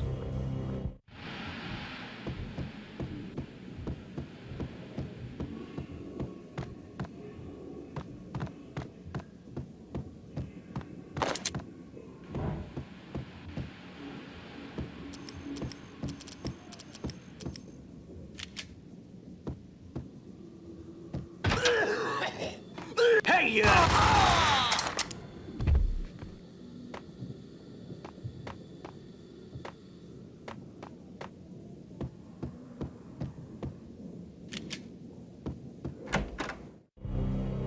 The hotel bar was fast developing quite a history. True to his words, Frankie was there, having a beer. Jesus Christ. How the hell did you get loose?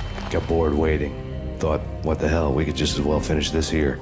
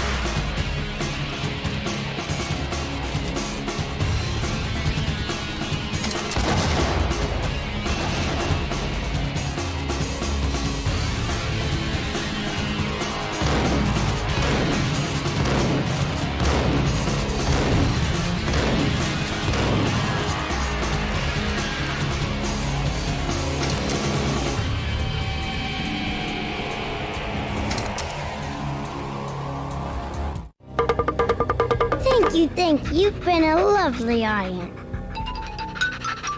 Had enough? I don't play with girls anyway. Unfair! I spotted the tail as soon as I left the hotel. A big black Mercedes. I'd seen the car before. That time it had heralded impressive explosions. Vladimir was back. Bang! You're dead, Max Payne. I might have laughed if I remembered how. What's this supposed to be? Cops and robbers? Look, you want something with me? Get in line. Peace, man. Relax. You know you are a real news item. Armed and dangerous. I am going to make you an offer you can't refuse. I've always wanted to say that. It's a bum rap. I've been framed. That's a moot point. Whatever you did or did not do, I'm sure you had good reason for doing it. Want to hear me out? I'm listening. Punchinello messing with V is bad for business all around. But that's not all. There is this guy, Boris Stein, used to pull jobs for me. He's the captain of the cargo ship Charon. Now the bastard turncoat has gone over to the other side, Punchinello's. The ship's loaded with high-res hardware, guns, my business. If Punchinello gets hold of that cargo, he's won and I have lost. And you'll have your work cut out for you. If you want to get to Punchinello, you'll need heavy-duty persuaders. I am just the man to get them for you. Change the ship back under my flag, maybe pop 2 in the traitor Dime's head while you're at it. You'll get enough guns to start the apocalypse. You in or out? Let's get this show on the road. Vladimir was one of those old-time bad guys with honor and morals, which made him almost one of the good guys. None of us was a saint. The Brooklyn riverfront was a maze of rusty containers, sharp-boned cranes looming up from the snowstorm. On a night like this, you couldn't help but think of the dark army of dead men sleeping with the fishes, cement shoes in line. No Minotaur lurked in this labyrinth, but somewhere out there, on the clanking deck of his cargo freighter, the skipper of the Charon was waiting, like the ferryman of the river Styx.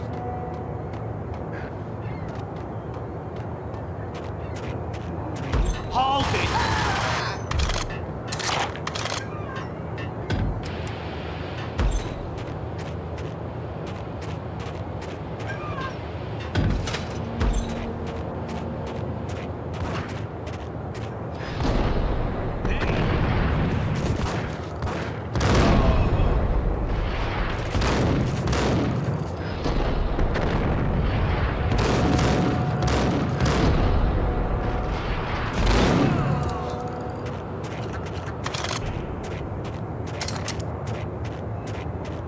of them beat to a what the hell?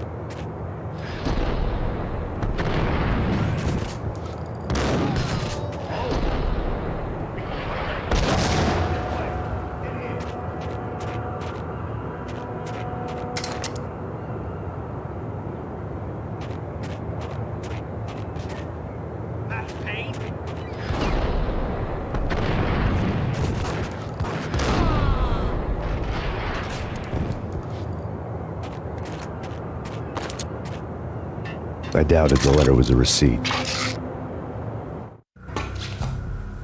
Rico Muerte had come to town to do more than just sort out family troubles. Exhibits number 1, 2, and 3. A briefcase of money, a sniper rifle, and an envelope with one word neatly printed on a folded piece of expensive paper. Mayor. It didn't sound like a mafia contract at all. It was too cold and too to the point.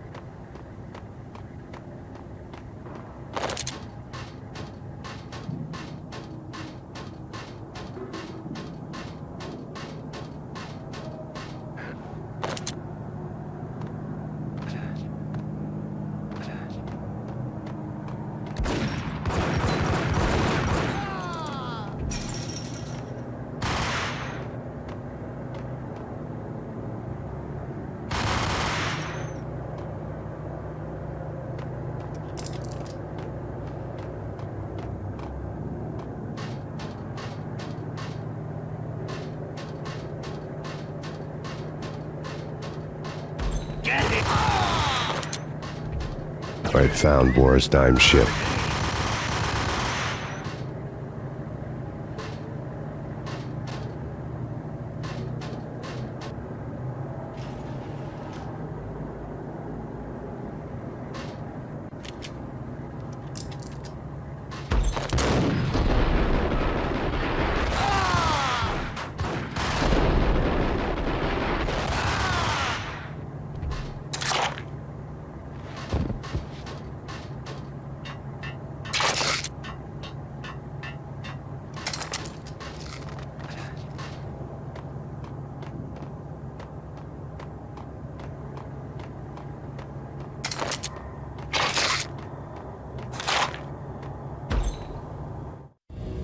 Rust had crept over the sides of the cargo steamer a long time ago.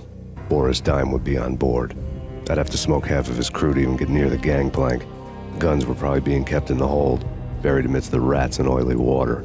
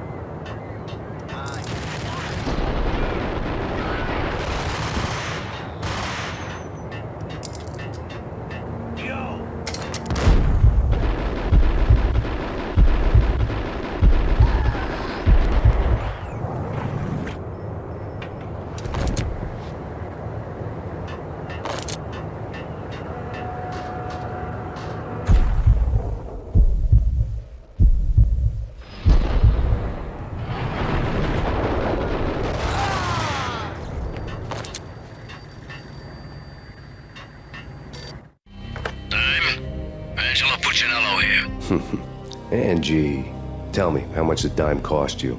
I bet it was more than his name. Max Payne. Right the first time. You're dead, punk. You sure you're not confusing me with Boris here? But you are right, of course. Pretty soon we should get together and have a talk. You son of a... Pissing Punchinello off was a dangerous game, but when people get mad, they make mistakes. I should know. That's where I wanted Punchinello, mad enough to trip over his own feet, preferably into a grave.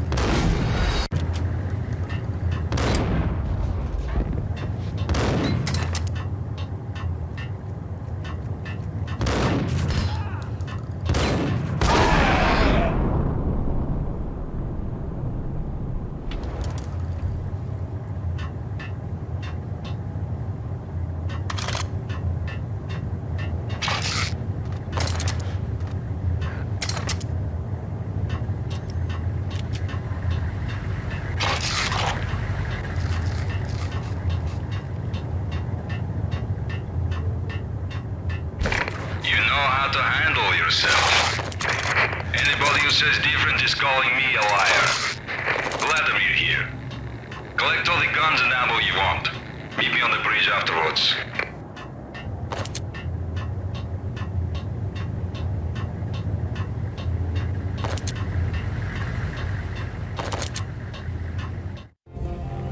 Did you get everything you need? Check. I owe you. Anything you need. This is my solo. When I'm through, Punchinello won't be anybody's problem anymore. Clear as vodka. But anytime you get between a rock and a hard place, just whistle. This could be the beginning of a beautiful friendship. You really get a bang out of this big-time gangster act, don't you? Even with all this firepower, I figured I couldn't get to Punchinello at his manor.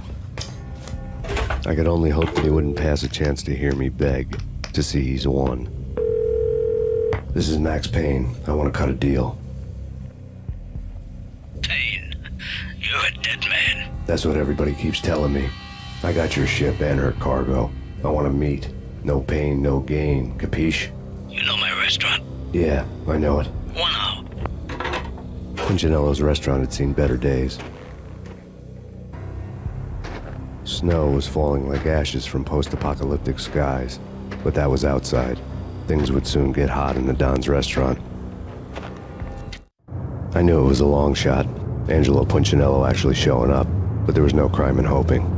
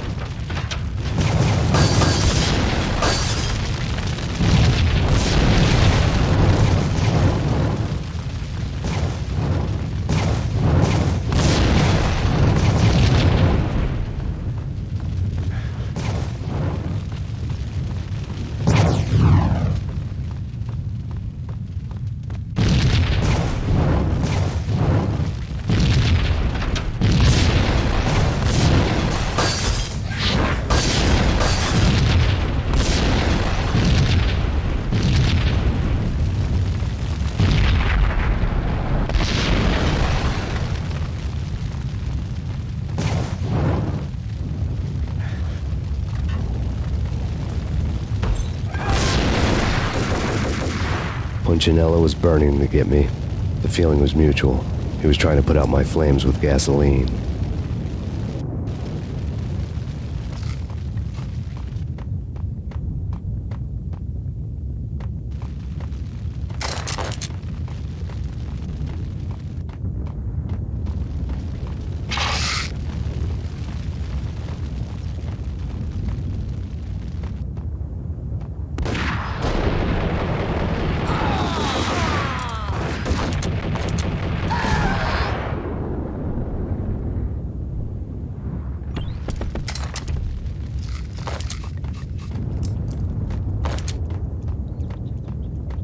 The mobsters have been guarding a real treasure.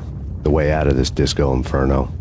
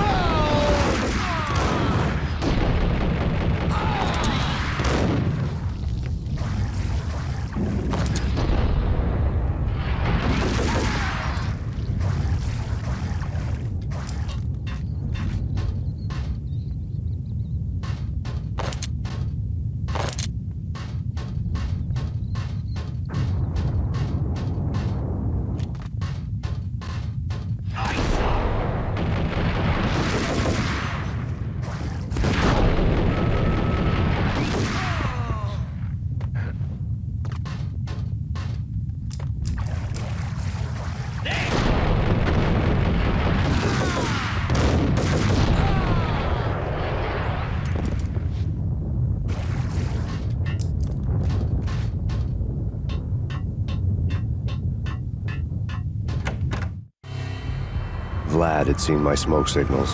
The Mercedes was revving to go, almost drowning out the banshee wail of the sirens. You coming? We'll drop you off at the Punchinello Manor. Sounds good to me. When this is over, look me up. I could use a professional like you. I'll keep that in mind. The night groaned with cold. The garden lights flickered nervously. In their light, the falling snow was dead white before the darkness ate it up. I had heard the stories. The trio were mad dogs. They'd have hung the heads of their enemies over the manor gates if the capo had only let them. Punchinello wanted pain. He'd see the pain. The trick in my situation was that there was no trick, no matter what the movies tell you. No rules, no secret mantra, no roadmap.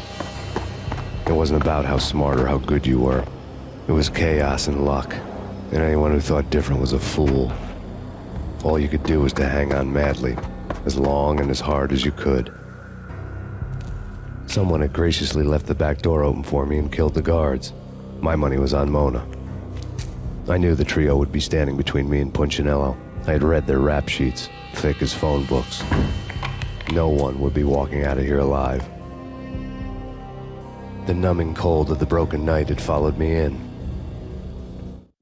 Upstairs, the trio tangoed down the manor halls to the silent rhythm of their murderous hearts. The blood of their victims rust on their lips. Vince Mugnano, Pilot Providence, a.k.a. Big Brother, and Joe Deadpan Salem. The pistol was a frozen lump in my hand, piercing the skin, gnawing me to the bone.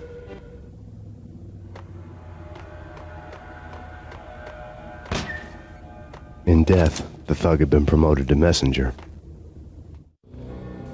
Someone hadn't enjoyed the Don's hospitality. Someone with a flair for the dramatic. Someone who had let herself out of a locked cell and past a couple of armed guards. My thoughts were on Mona again. I could only hope she was a good enough gambler to walk away while she was still winning, before she'd run into the trio.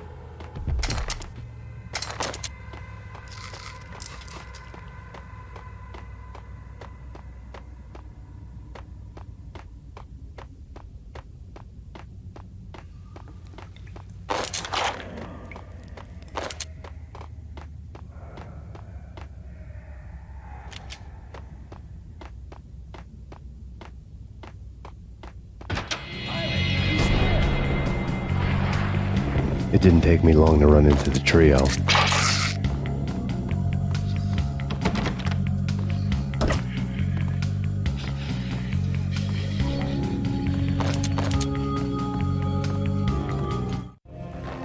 The word on Lisa Punchinello was that she was a bit of a witch. The tarot cards on the kitchen table fit the picture. They weren't my kind of cards, but I was willing to take a crack at the hand Mrs. Punchinello had dealt. The first card was the Tower. Maybe that was supposed to be the Manor. It got easy after that. The devil was the master of the house, and death was me, coming for him.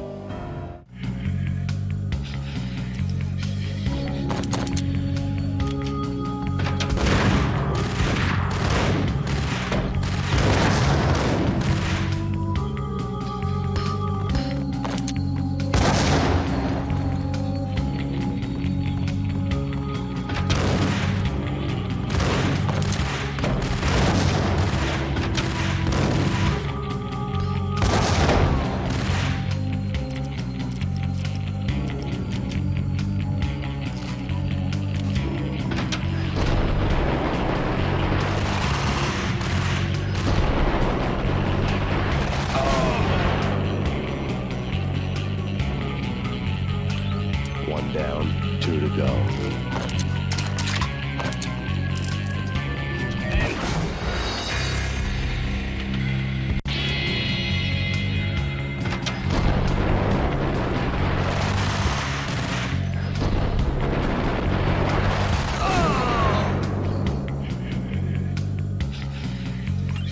One down, 2 to go.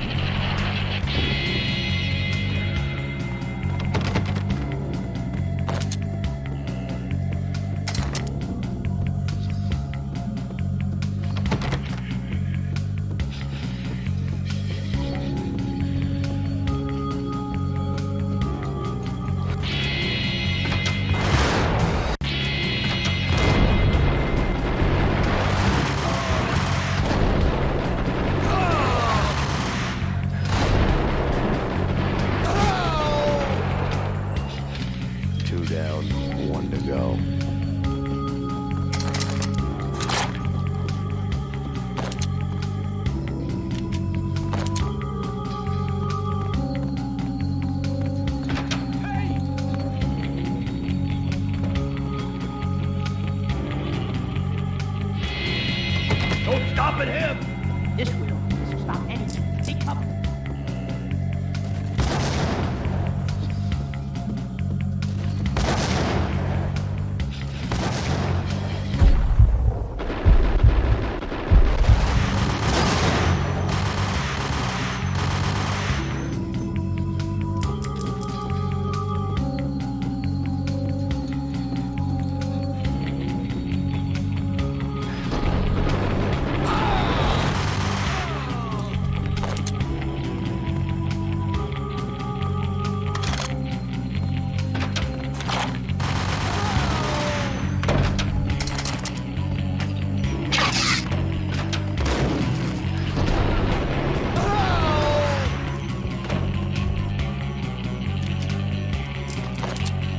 It was too late for her.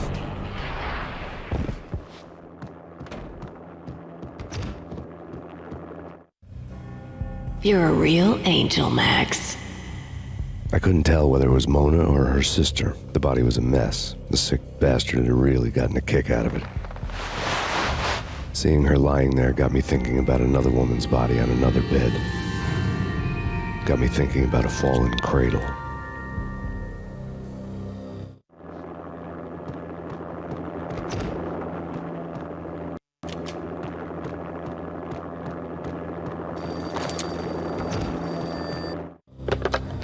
Max Payne. Talk to me. Alfred Woden. You you've got company. An armed helicopter just landed on the Manor grounds. You must hurry. The more the merrier. End of the road. Vince Milano.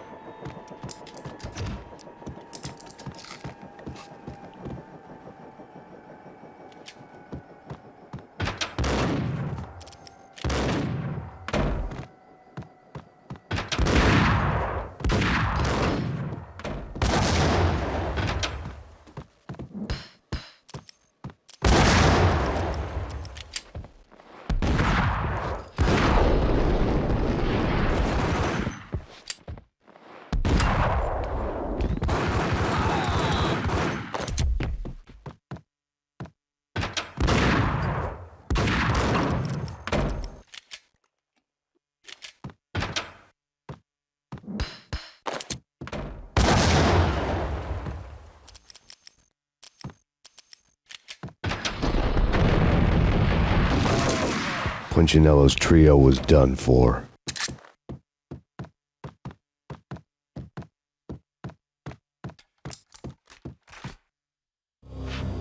Outside my door. Hurry. He's coming for me. You gotta hurry. Please. I could hear Punchinello on the phone begging for help. He should have been saying his goodbyes. Punchinello was a pushover. The moment I stepped into the room, he folded like a deuce before a royal flush. No, wait. I was just doing what I was told. I couldn't refuse. She's someone high up. Government, maybe. I don't know. He was trying to buy more sand for his hourglass. I wasn't selling any.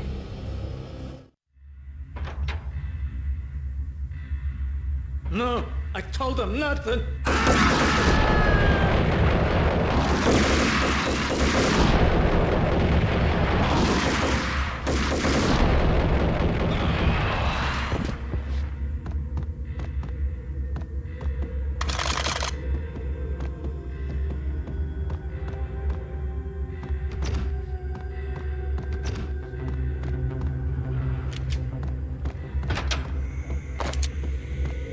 Drop it. Don't move.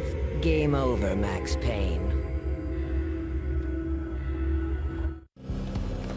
I could tell when I was outgunned. It was time to take another beating. The mystery witch was a real barracuda. Trouble on dagger heels, a smoking assault rifle in her hand, and an army of killer suits behind her. How sweet. I get to kill two birds with one stone. Sooner or later, it was going to catch up with you. Mr. Payne, it's time to show you the benefits of my brew. Be a good boy now. You'd find that Lady Luck was really a hooker. You were fresh out of cash. Gentlemen, we're done here. Take me to Cold Steel. She had just given me an OD of Valkyr. I could feel green fire eating my brains. They turned to steam. They did a fade on me. I'd never had a chance. The witch had got me just as sure as if she put a gun to my head and pulled the trigger. The shadows rushed me, bruised mugshot faces hungry for revenge. They knew my weak spots and closed in for the kill. The floor turned into a vortex of green blood. I fell. The flesh of fallen angels.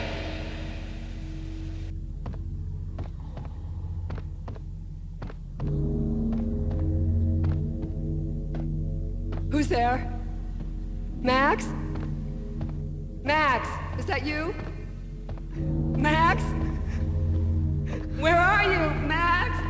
Please.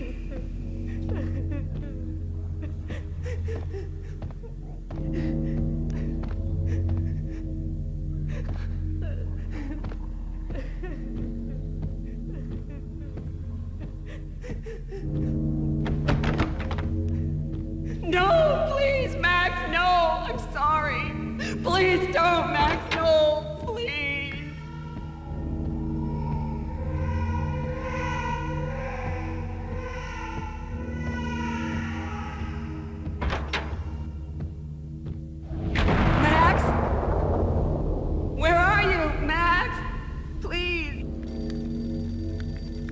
The letter was staring at me.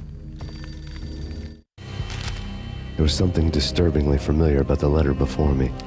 The handwriting was all pretty curves. You're in a graphic novel. The truth split my skull open, a glaring green light washing the lies away. All of my past was just fragmented still shots, words hanging in the air like balloons. I was in a graphic novel. Funny as hell. It was the most horrible thing I could think of. Bartender is shiny stuff and dreams are made of stooped necromancers. He sings like a banana wrist, having strayed too close to the constellations on their shaved skulls. There was a bad line in a prank call. Someone spouting insane babble. I couldn't make sense of it. But I had an overwhelming sense of deja vu, and the caller's voice sounded oddly familiar.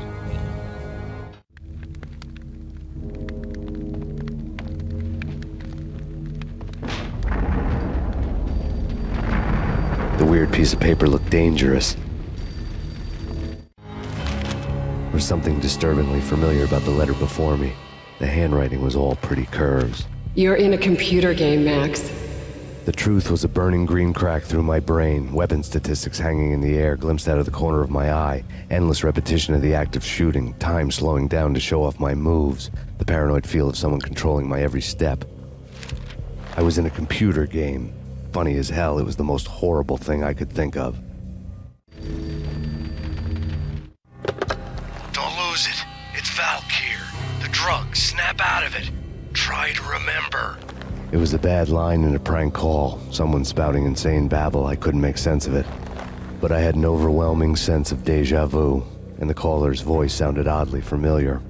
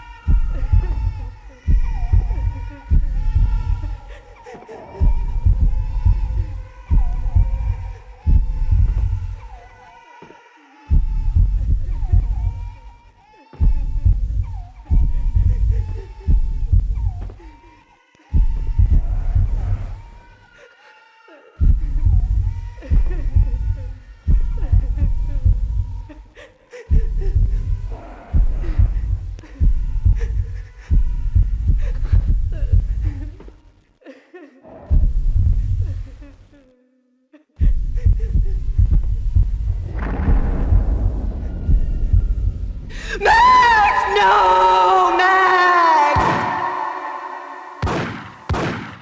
Murderer! You killed her!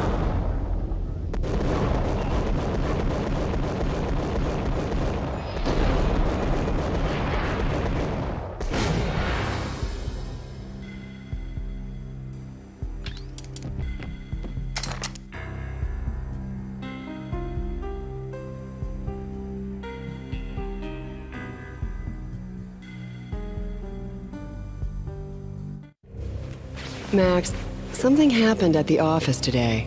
A strange memo. Something about Vikings. Honey, I gotta run. You can tell me all about it this evening. Have a nice day, darling. The bullet holes were rubies on her chest, blood glowing on her ivory skin. She was so beautiful. The killer was smiling.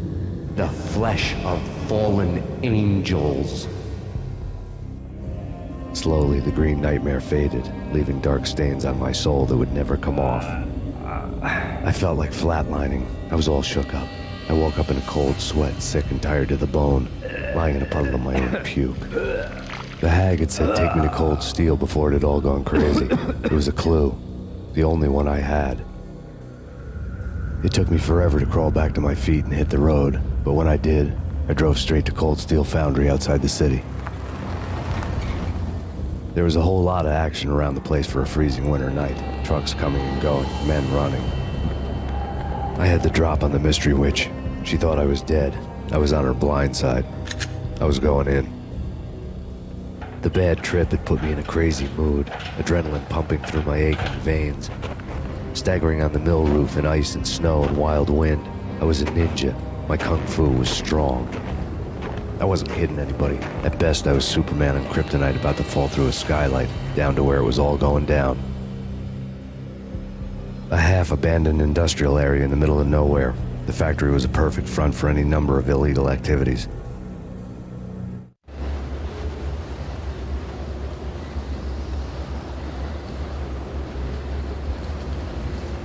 In the belly of the plant, molten metal boiled and bubbled like a witch's brew.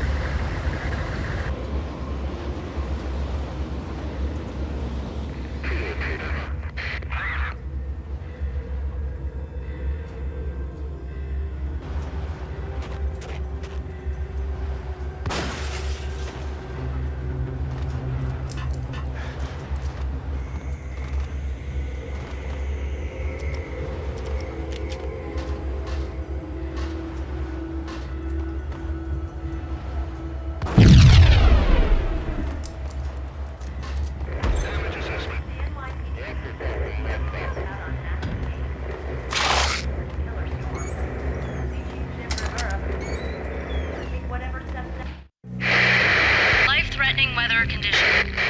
A record-breaking killer storm. In the city's history, vehicles stuck in snow. Heavy snowfall. Forecast shows severe weather is expected to continue. Out in the night, snow fell like confetti over the Devil's Parade. The storm was anything but over.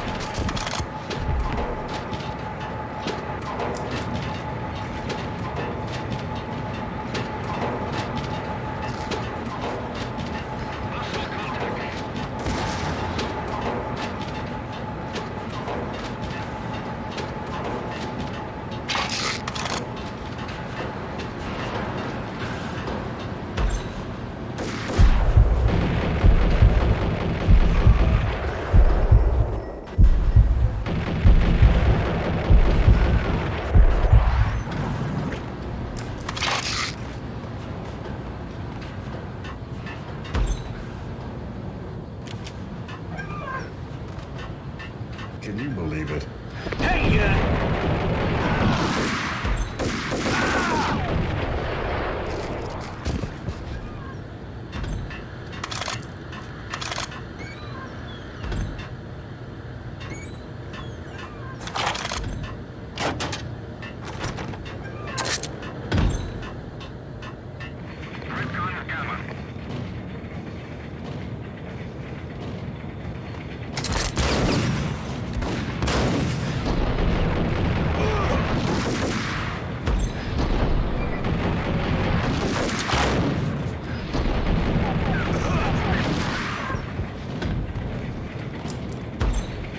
Folder on the table told a grim tale.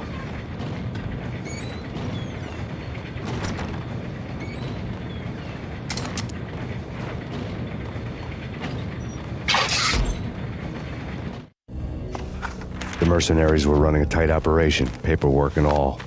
Merchandise missing again. A chemist had tried to smuggle it out for his own private party. Locked him up in cell B7 in D6's old test facility to wait for proper processing. I was close enough to hear the secrets, just beyond the next doorway.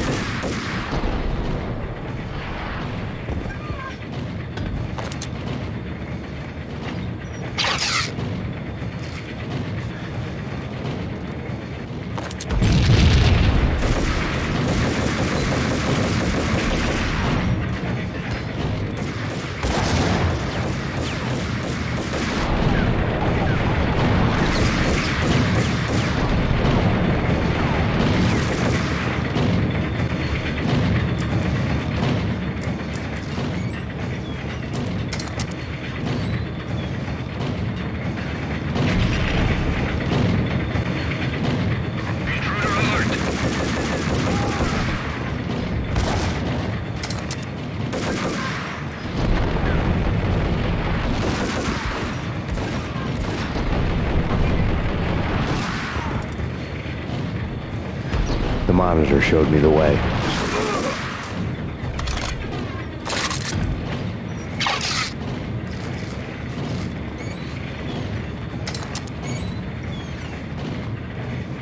Processing diagrams fill the control room screens, all but one.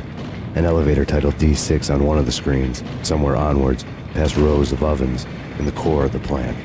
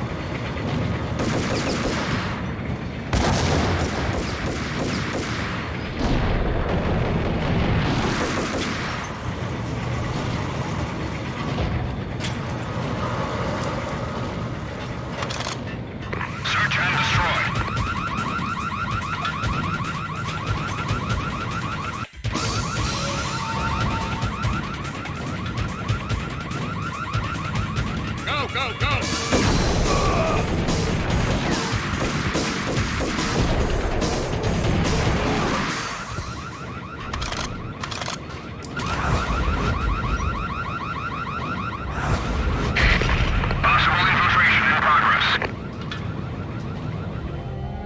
had taken on the role of the mythic detective, Bogart as Marlowe, or as Sam Spade going after the Maltese Falcon to unravel all the mysteries.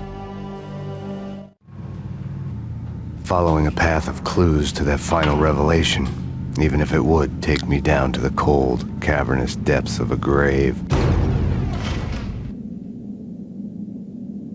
You can't do this! My men are still inside! Do you have any idea why this is called Operation Deadeyes?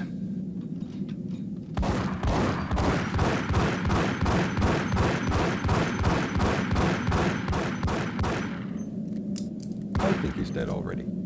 Let's do it.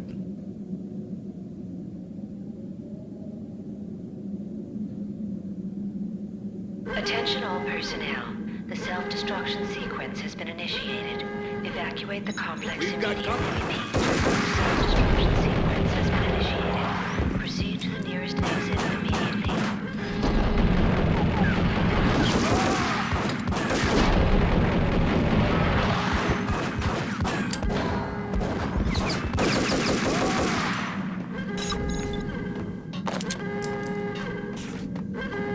I had seen the logo on the floor before.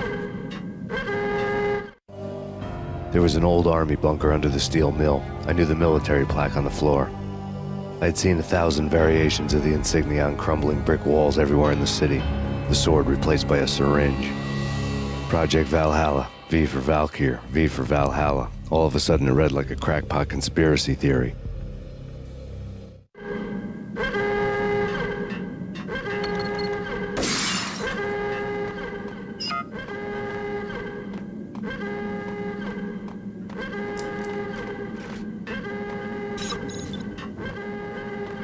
Abort! The self-destruction sequence... Go! Locking position.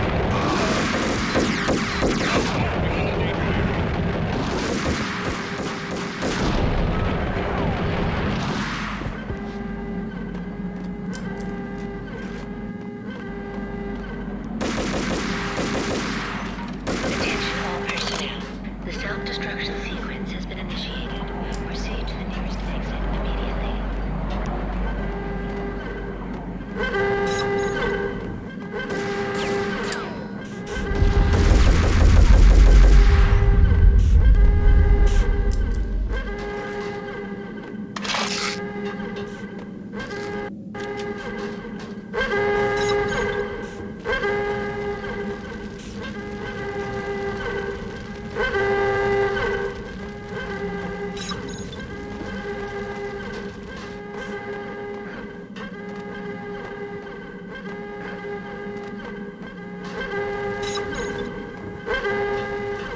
Decontamination in progress.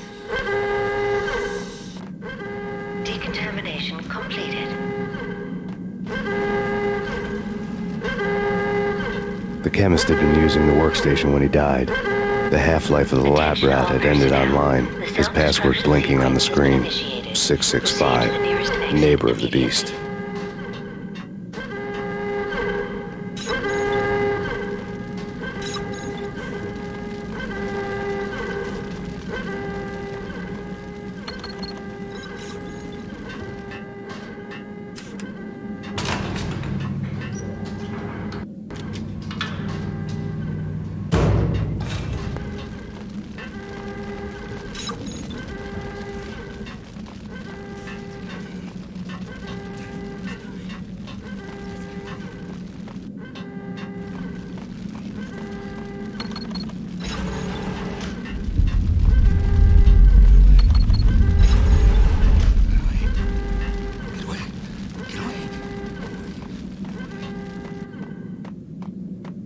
In here! Hey! Get me out of here! I'm innocent! There!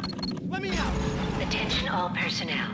The self-destruction sequence has been initiated. Proceed to the nearest exit immediately.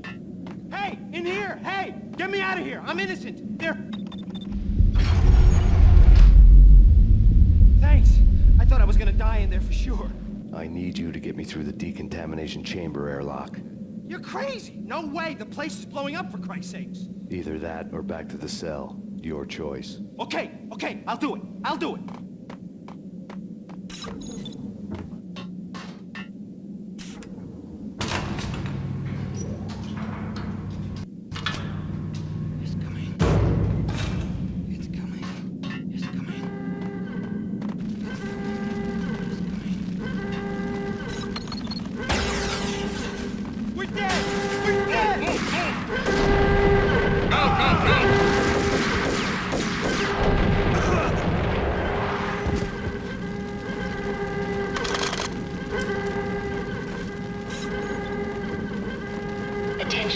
personnel. The self-destruction sequence has been initiated. I'll punch you through. Termination in Look at progress that. immediately.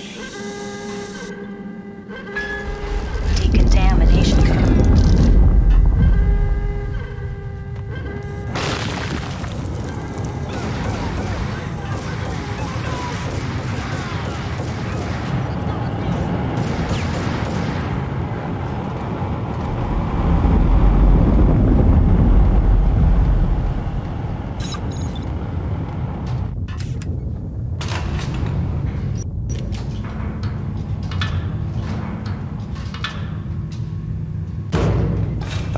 Caught in the middle of the deadly web that was the Valkyr case.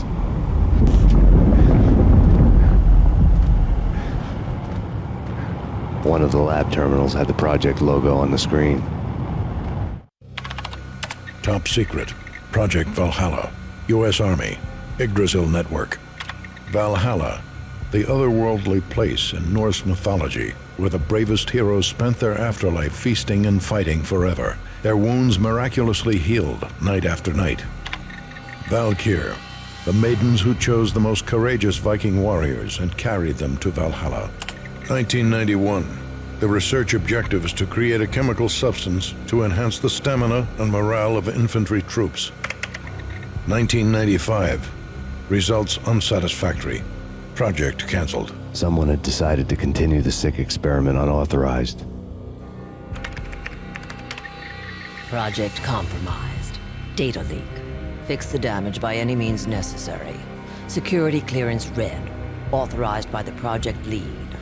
Field test. Double the dosage for all the remaining test subjects.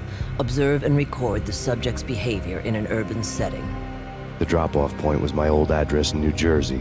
The file dated 3 years ago.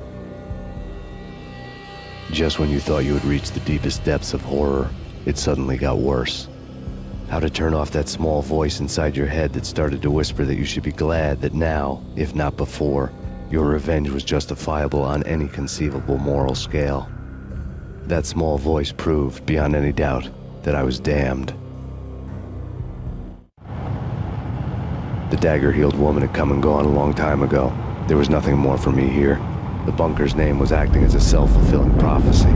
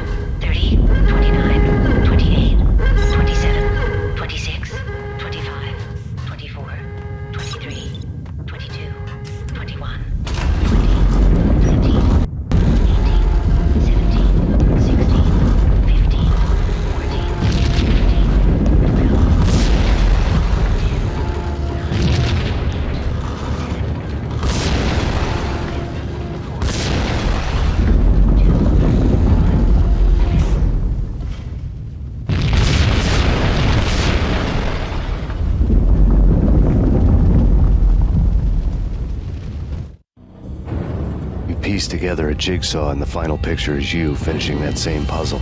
A mad, green-eyed killer standing behind you. An urban legend come true. The Project Valhalla test subjects had been the mad junkies who had murdered my loved ones.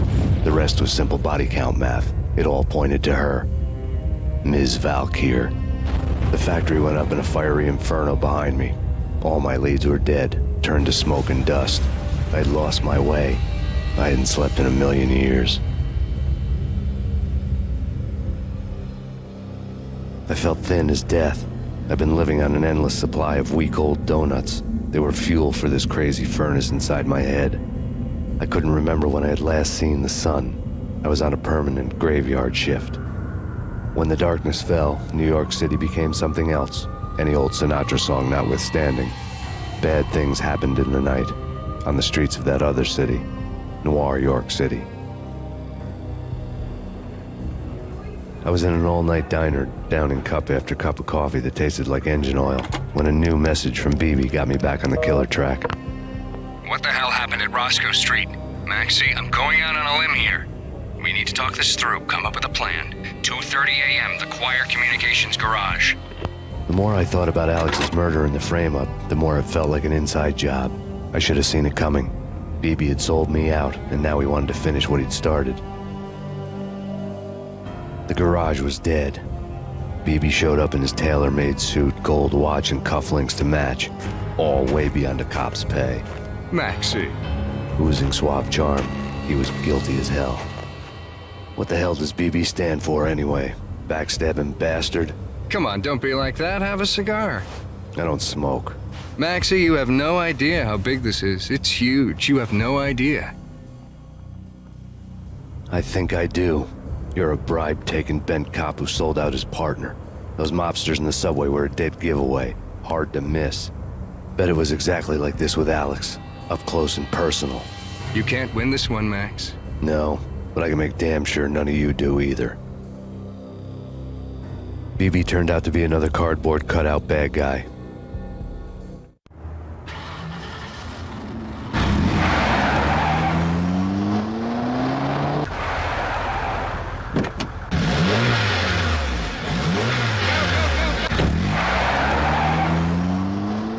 A bad cop on the take. A cowardly right-hand man fleeing from the scene, leaving his paid thugs to do his dirty work.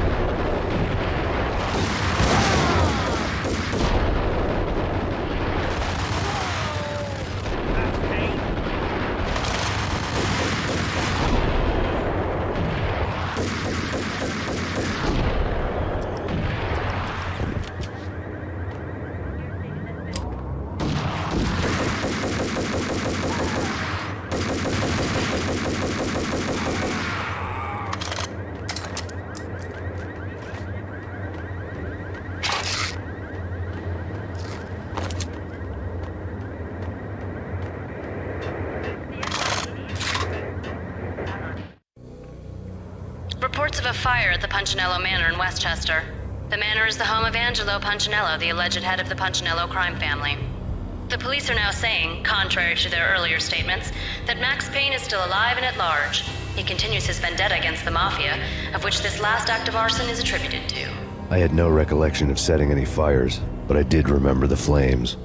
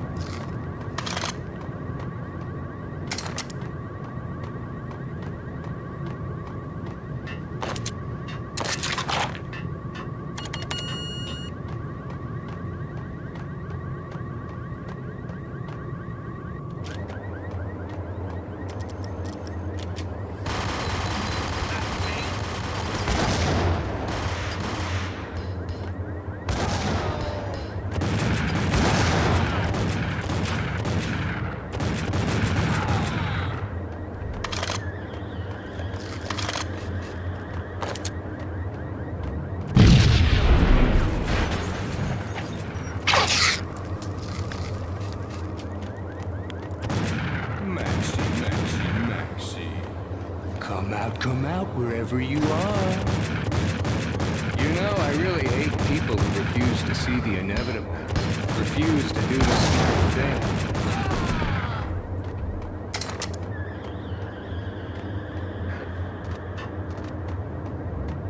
The payphone started to ring.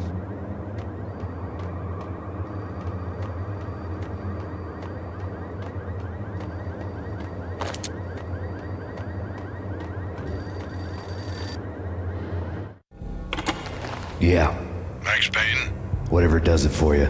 This is Alfred Woden. I can give you the name of your enemy. Come to the Asgard building presently.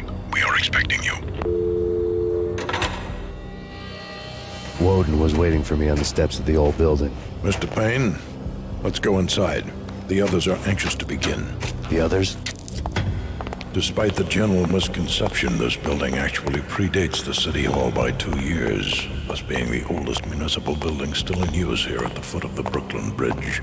No kidding. The old man played tour guide as he led me through a dark domed hall. The answers I was after loomed large ahead. Mr. Payne, I would like to introduce you to my colleagues in what we call the Inner Circle. You've been watching too much X-Files. You have seen the files on Project Valhalla. We can fill the gaps, provide you with the information missing from those files. We were all involved in the early stages of the project during the Gulf War. What's the catch? We would very much like to blow this thing wide open, but our hands are tied. Her name is Nicole Horn. She was the key figure in Project Valhalla. When the funding was discontinued, she simply refused to quit. She knew exactly what she had in her hands. Nicole Horn is the president of Acer Corporation. She has more than half the city in her pocket. This must be kept under wraps. If you try to go public with this, we will deny any knowledge. We need you to take her out. Afterwards, we can protect you. Make all the charges go away. That was the cue for the killer suits to kick in the doors and swarm inside.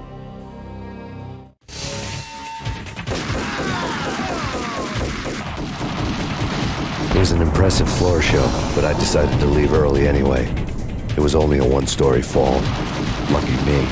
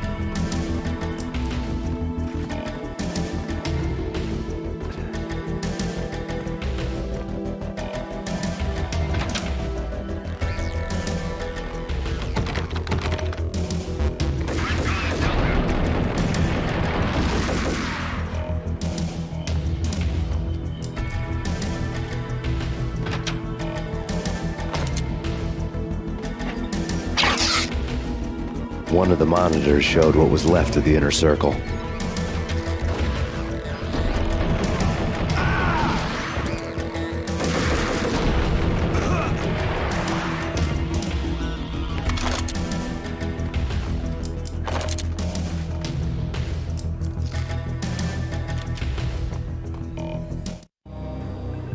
On screen, the so-called corpse of Alfred Woden stood up, miraculously waking from his dirt nap, looking smug among his dead pals. In the land of the blind, the one-eyed man is king. I didn't know how he pulled it off, but it was a pretty slick way to get out of all his promises. Most of what he had said fit too well to be a load of crap.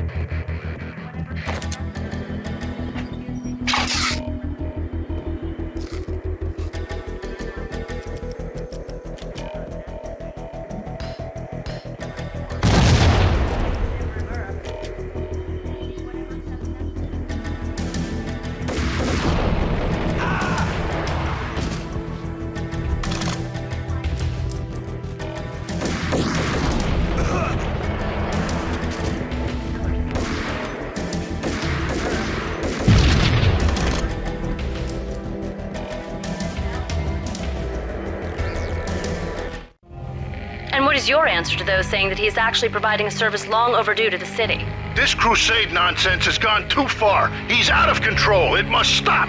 He will be stopped. That was Deputy Chief Jim Rivera from the New York City Police Department.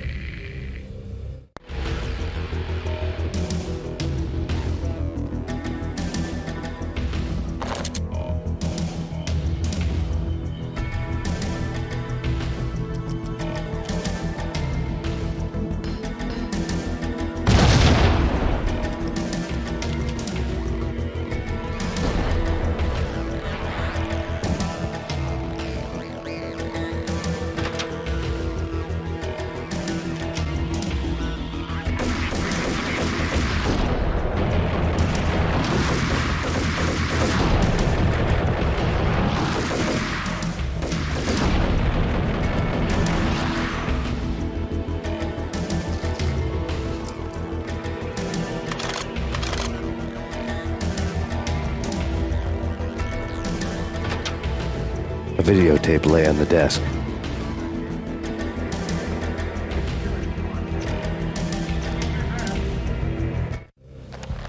Nicole Horn had blackmailed the inner circle into silence.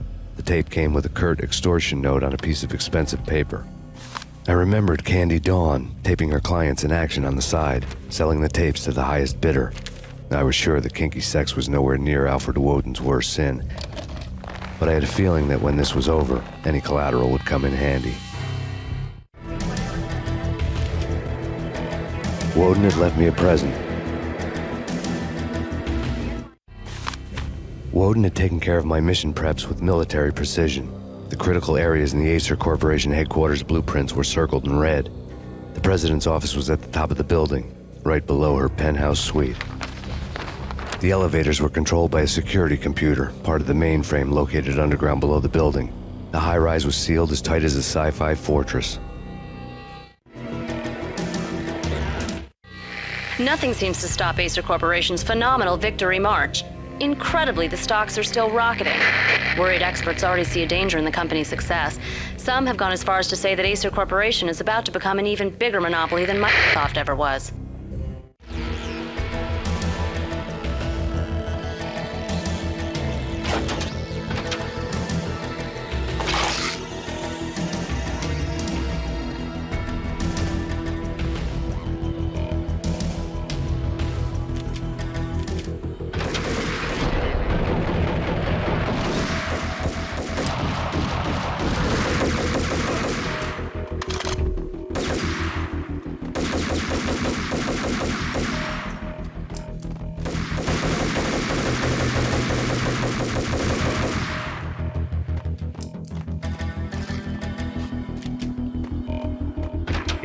Of the intruder. Move,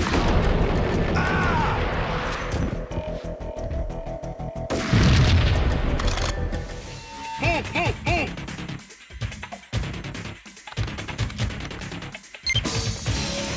Now moving to the blocking position.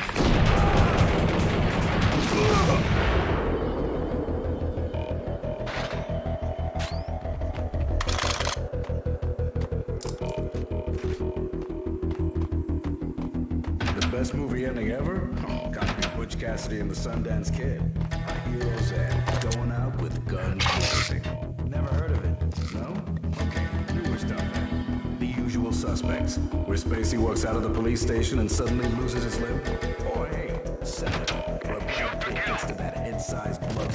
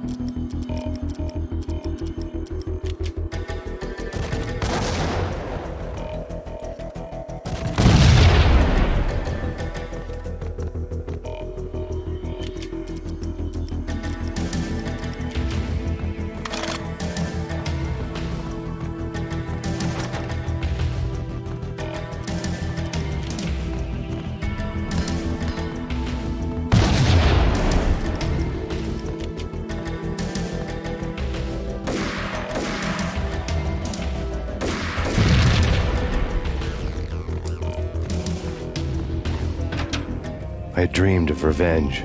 Those dreams were always nightmares, of coming close and then failing. Now I was close. I had a name to guide me, Nicole Horn. I had nothing to lose.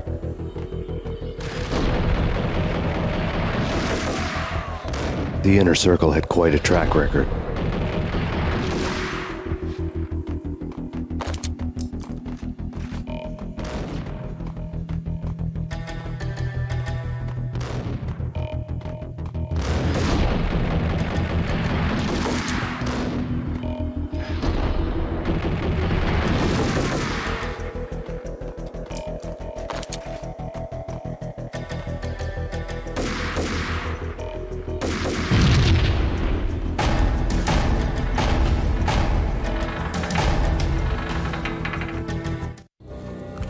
Project Valhalla had not been the only thing the Inner Circle had been involved in.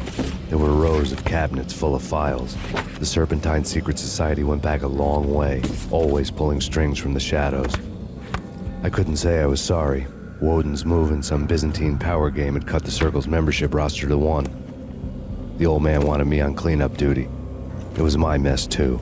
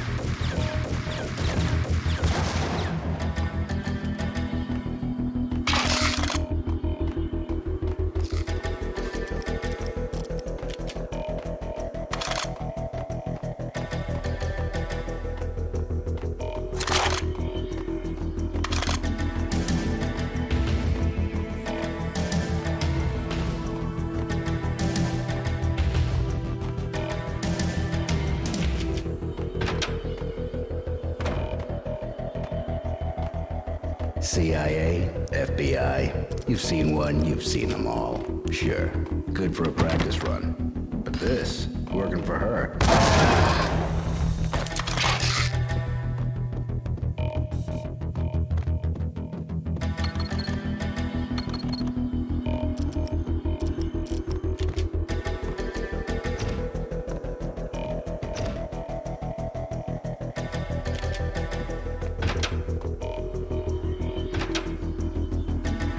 Take him down.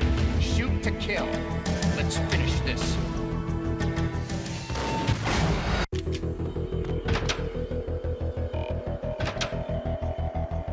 Take him down. Shoot to kill. Let's finish this.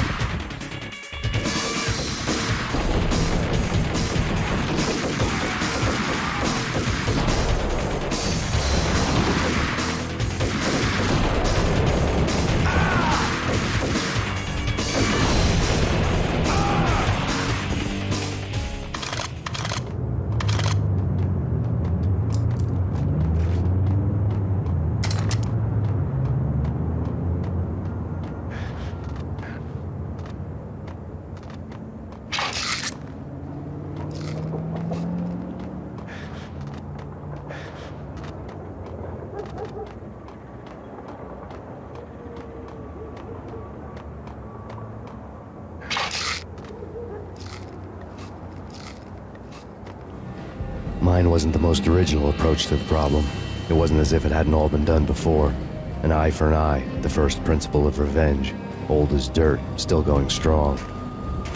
The cardinal rule in going after someone with an intention to kill was not to make it personal, which it almost always ended up being anyway. It did with me. I took my time, cruising around the city in the snow. There was no hurry. I knew what I had to do now. I took my time, thinking about it, building up the rage. When I was ready, I parked the stolen wheels at the front entrance of the Acer Corporation headquarters. Got out, got in, got cracking. I had a bullet with Nicole Horn's name on it. I had 10,000 bullets with the hag's name on them. She had ultra-high-tech security systems, enough mercenaries and weaponry to start World War III. There was no fear. New York disappeared behind a veil of snow. I had crossed the threshold. This was her domain, sleek and sexy and soulless, all glass and steel. A place of color-coded security key cards, metal detectors, and surveillance systems.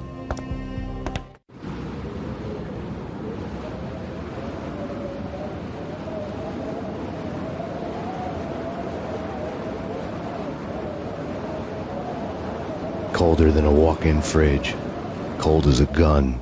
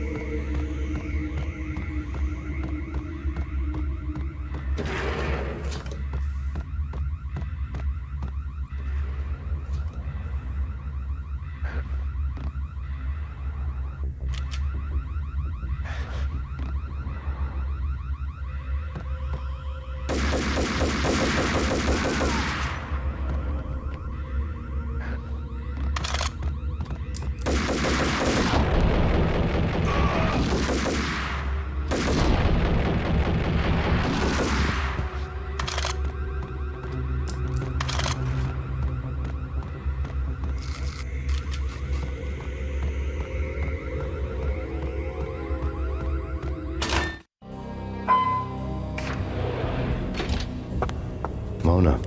Looking good. Max, we gotta stop meeting like this. It will be a cold day in hell before I let a narc cop stop me. Miss Sachs, do your job. Relax, Max. You're a nice guy. I don't kill nice guys. You're not bad yourself.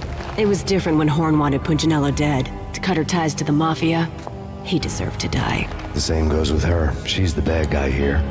Her sister was whispering to her in my favor. I knew the appetites of ghosts intimately. They hungered for revenge. No! A gunshot boomed and she fell down in slow motion. She was a nice girl, not really a stone-cold killer. And now she was stone-cold dead. Like religious fanatics or loyal samurai, Horn's private army was coming at me. Max Payne located.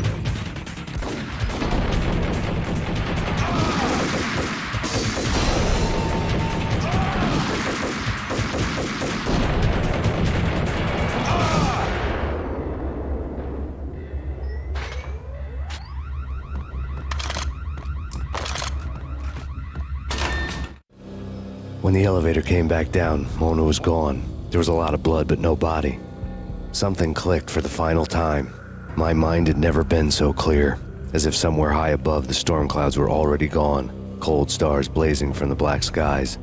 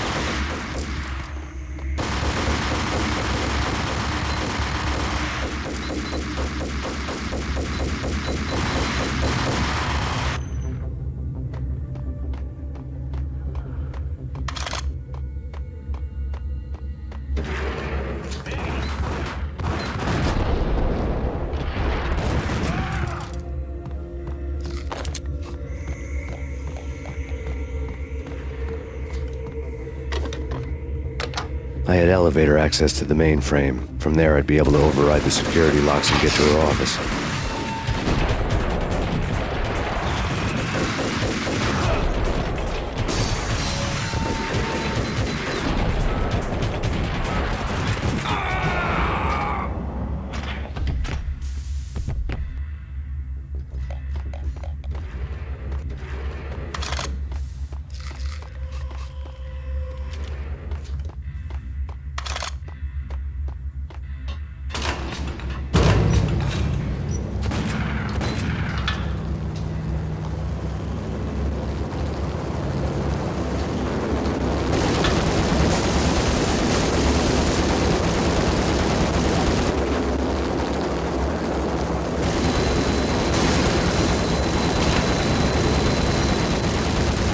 The unmarked chopper was Horn's pet guardian, inhuman and flawless. It was stalking me. I hate to be stereotyped. I'm not a cold-blooded killer. I'm a nice guy. Hey, kill the bastard! Kill the bastard!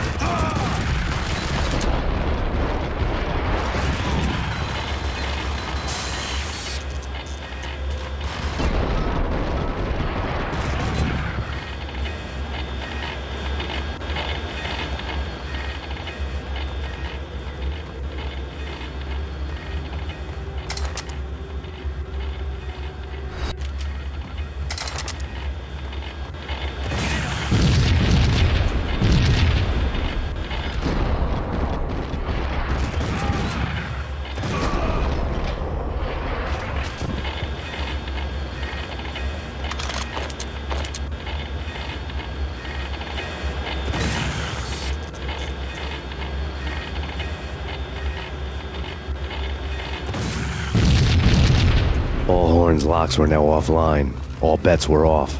The elevator would take me all the way up.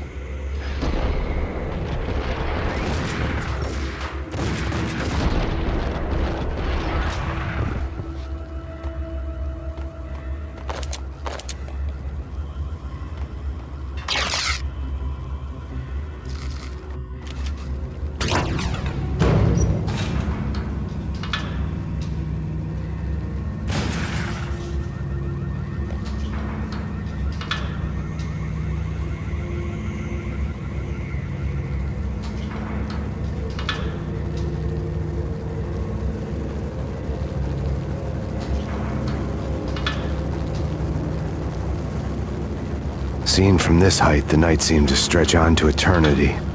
A hint of desperation had crept into the snowstorm, as if it was trying to get it all out before the end.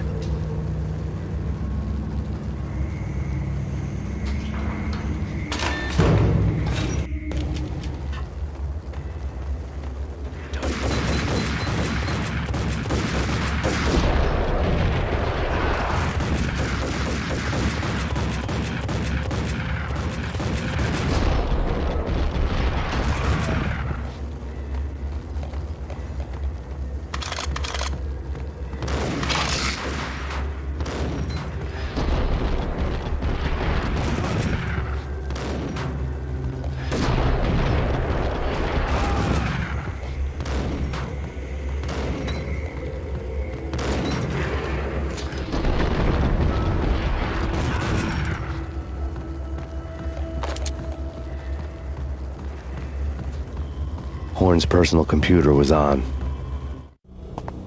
Next to the printer was a neat stack of expensive paper. Hacking through Horn's computer would have unearthed files of criminal plans, strategies for world domination, spy helicopter reports, illegal wiretap recordings, internet porno, all of the above. Take your pick. I really didn't care anymore. I had seen too much of it already.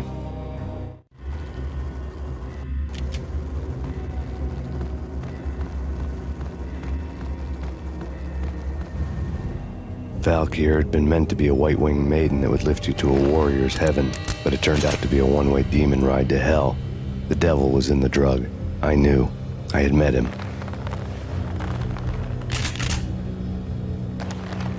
And now I was gonna kill her, the queen of the underworld who had tried to lift herself a bit closer to heaven with her drug money.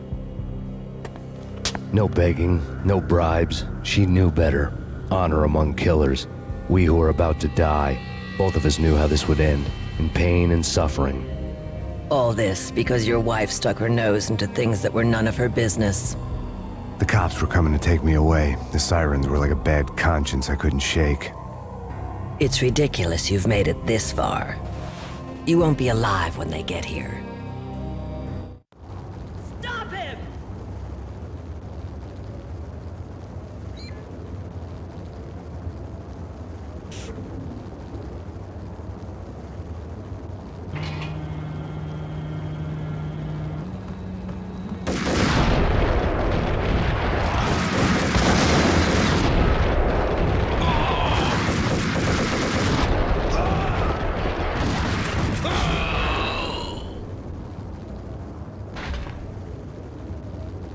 The elevator lobby. Get us back up now. Max Payne, this is futile. A waste of time. The deaths of your wife and daughter were necessary. Inevitable. It is done. You cannot bring them back. Nothing you do will make it any better.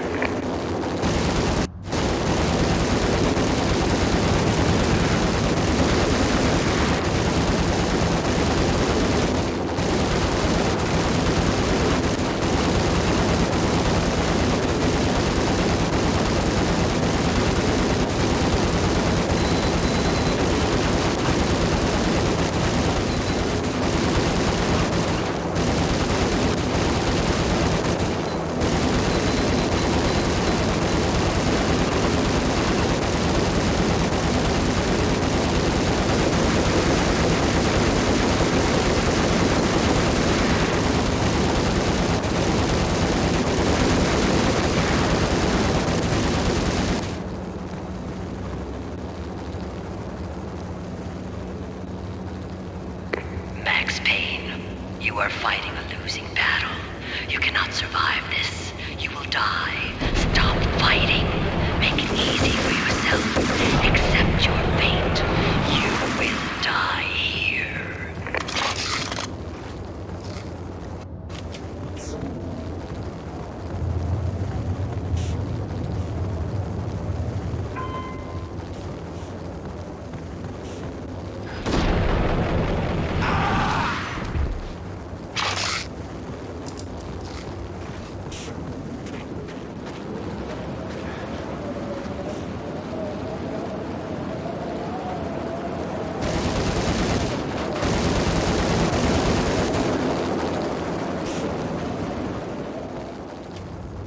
Max Payne, face it.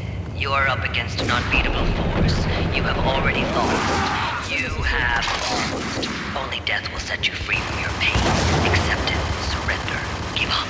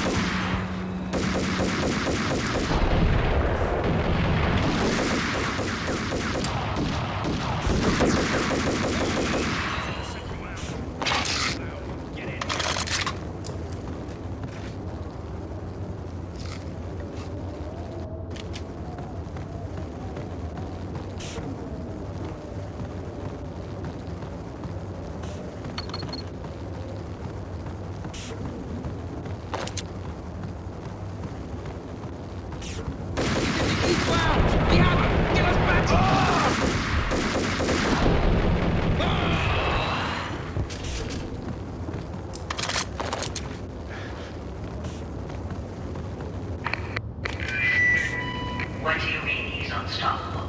You are superior to him in every way that counts. You are better trained, better equipped. You outnumber him at least 20 to 1. Do your job.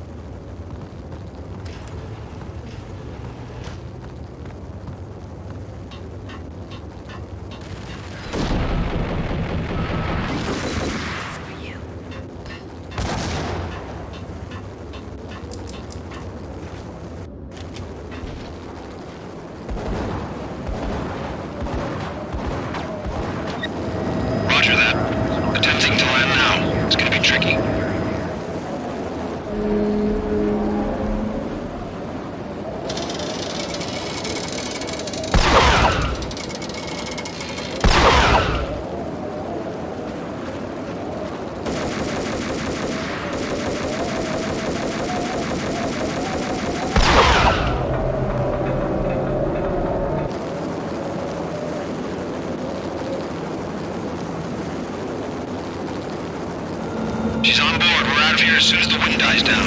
Don't like the look of that mast.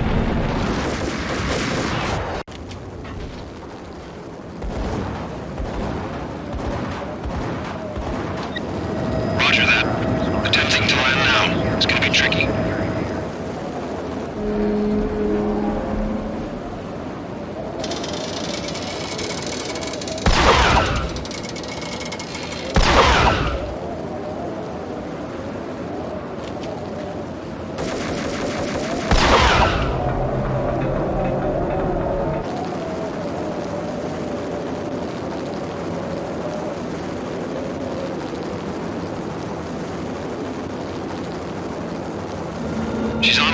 out of here as soon as the wind dies down. Don't like the look of that mast.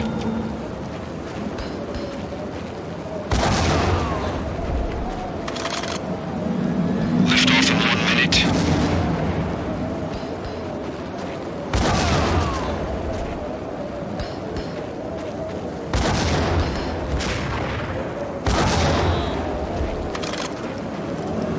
Lift off in 45 seconds.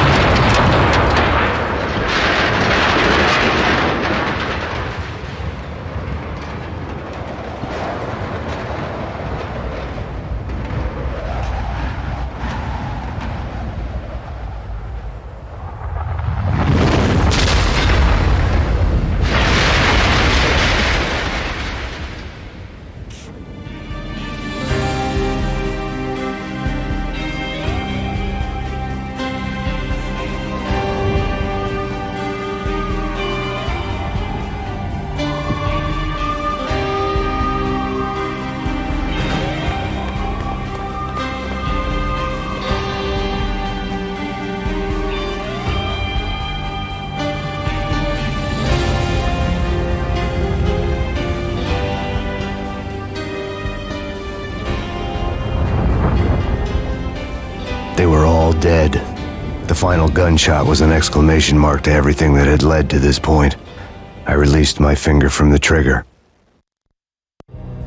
And then it was all over. The storm seemed to lose its frenzy. The ragged clouds gave way to the stars above.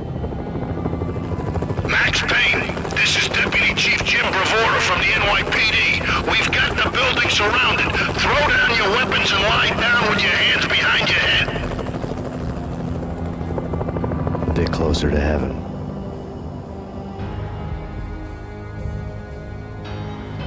The cops' voices were distant and muted. Freeze! NYPD! Hold it right there!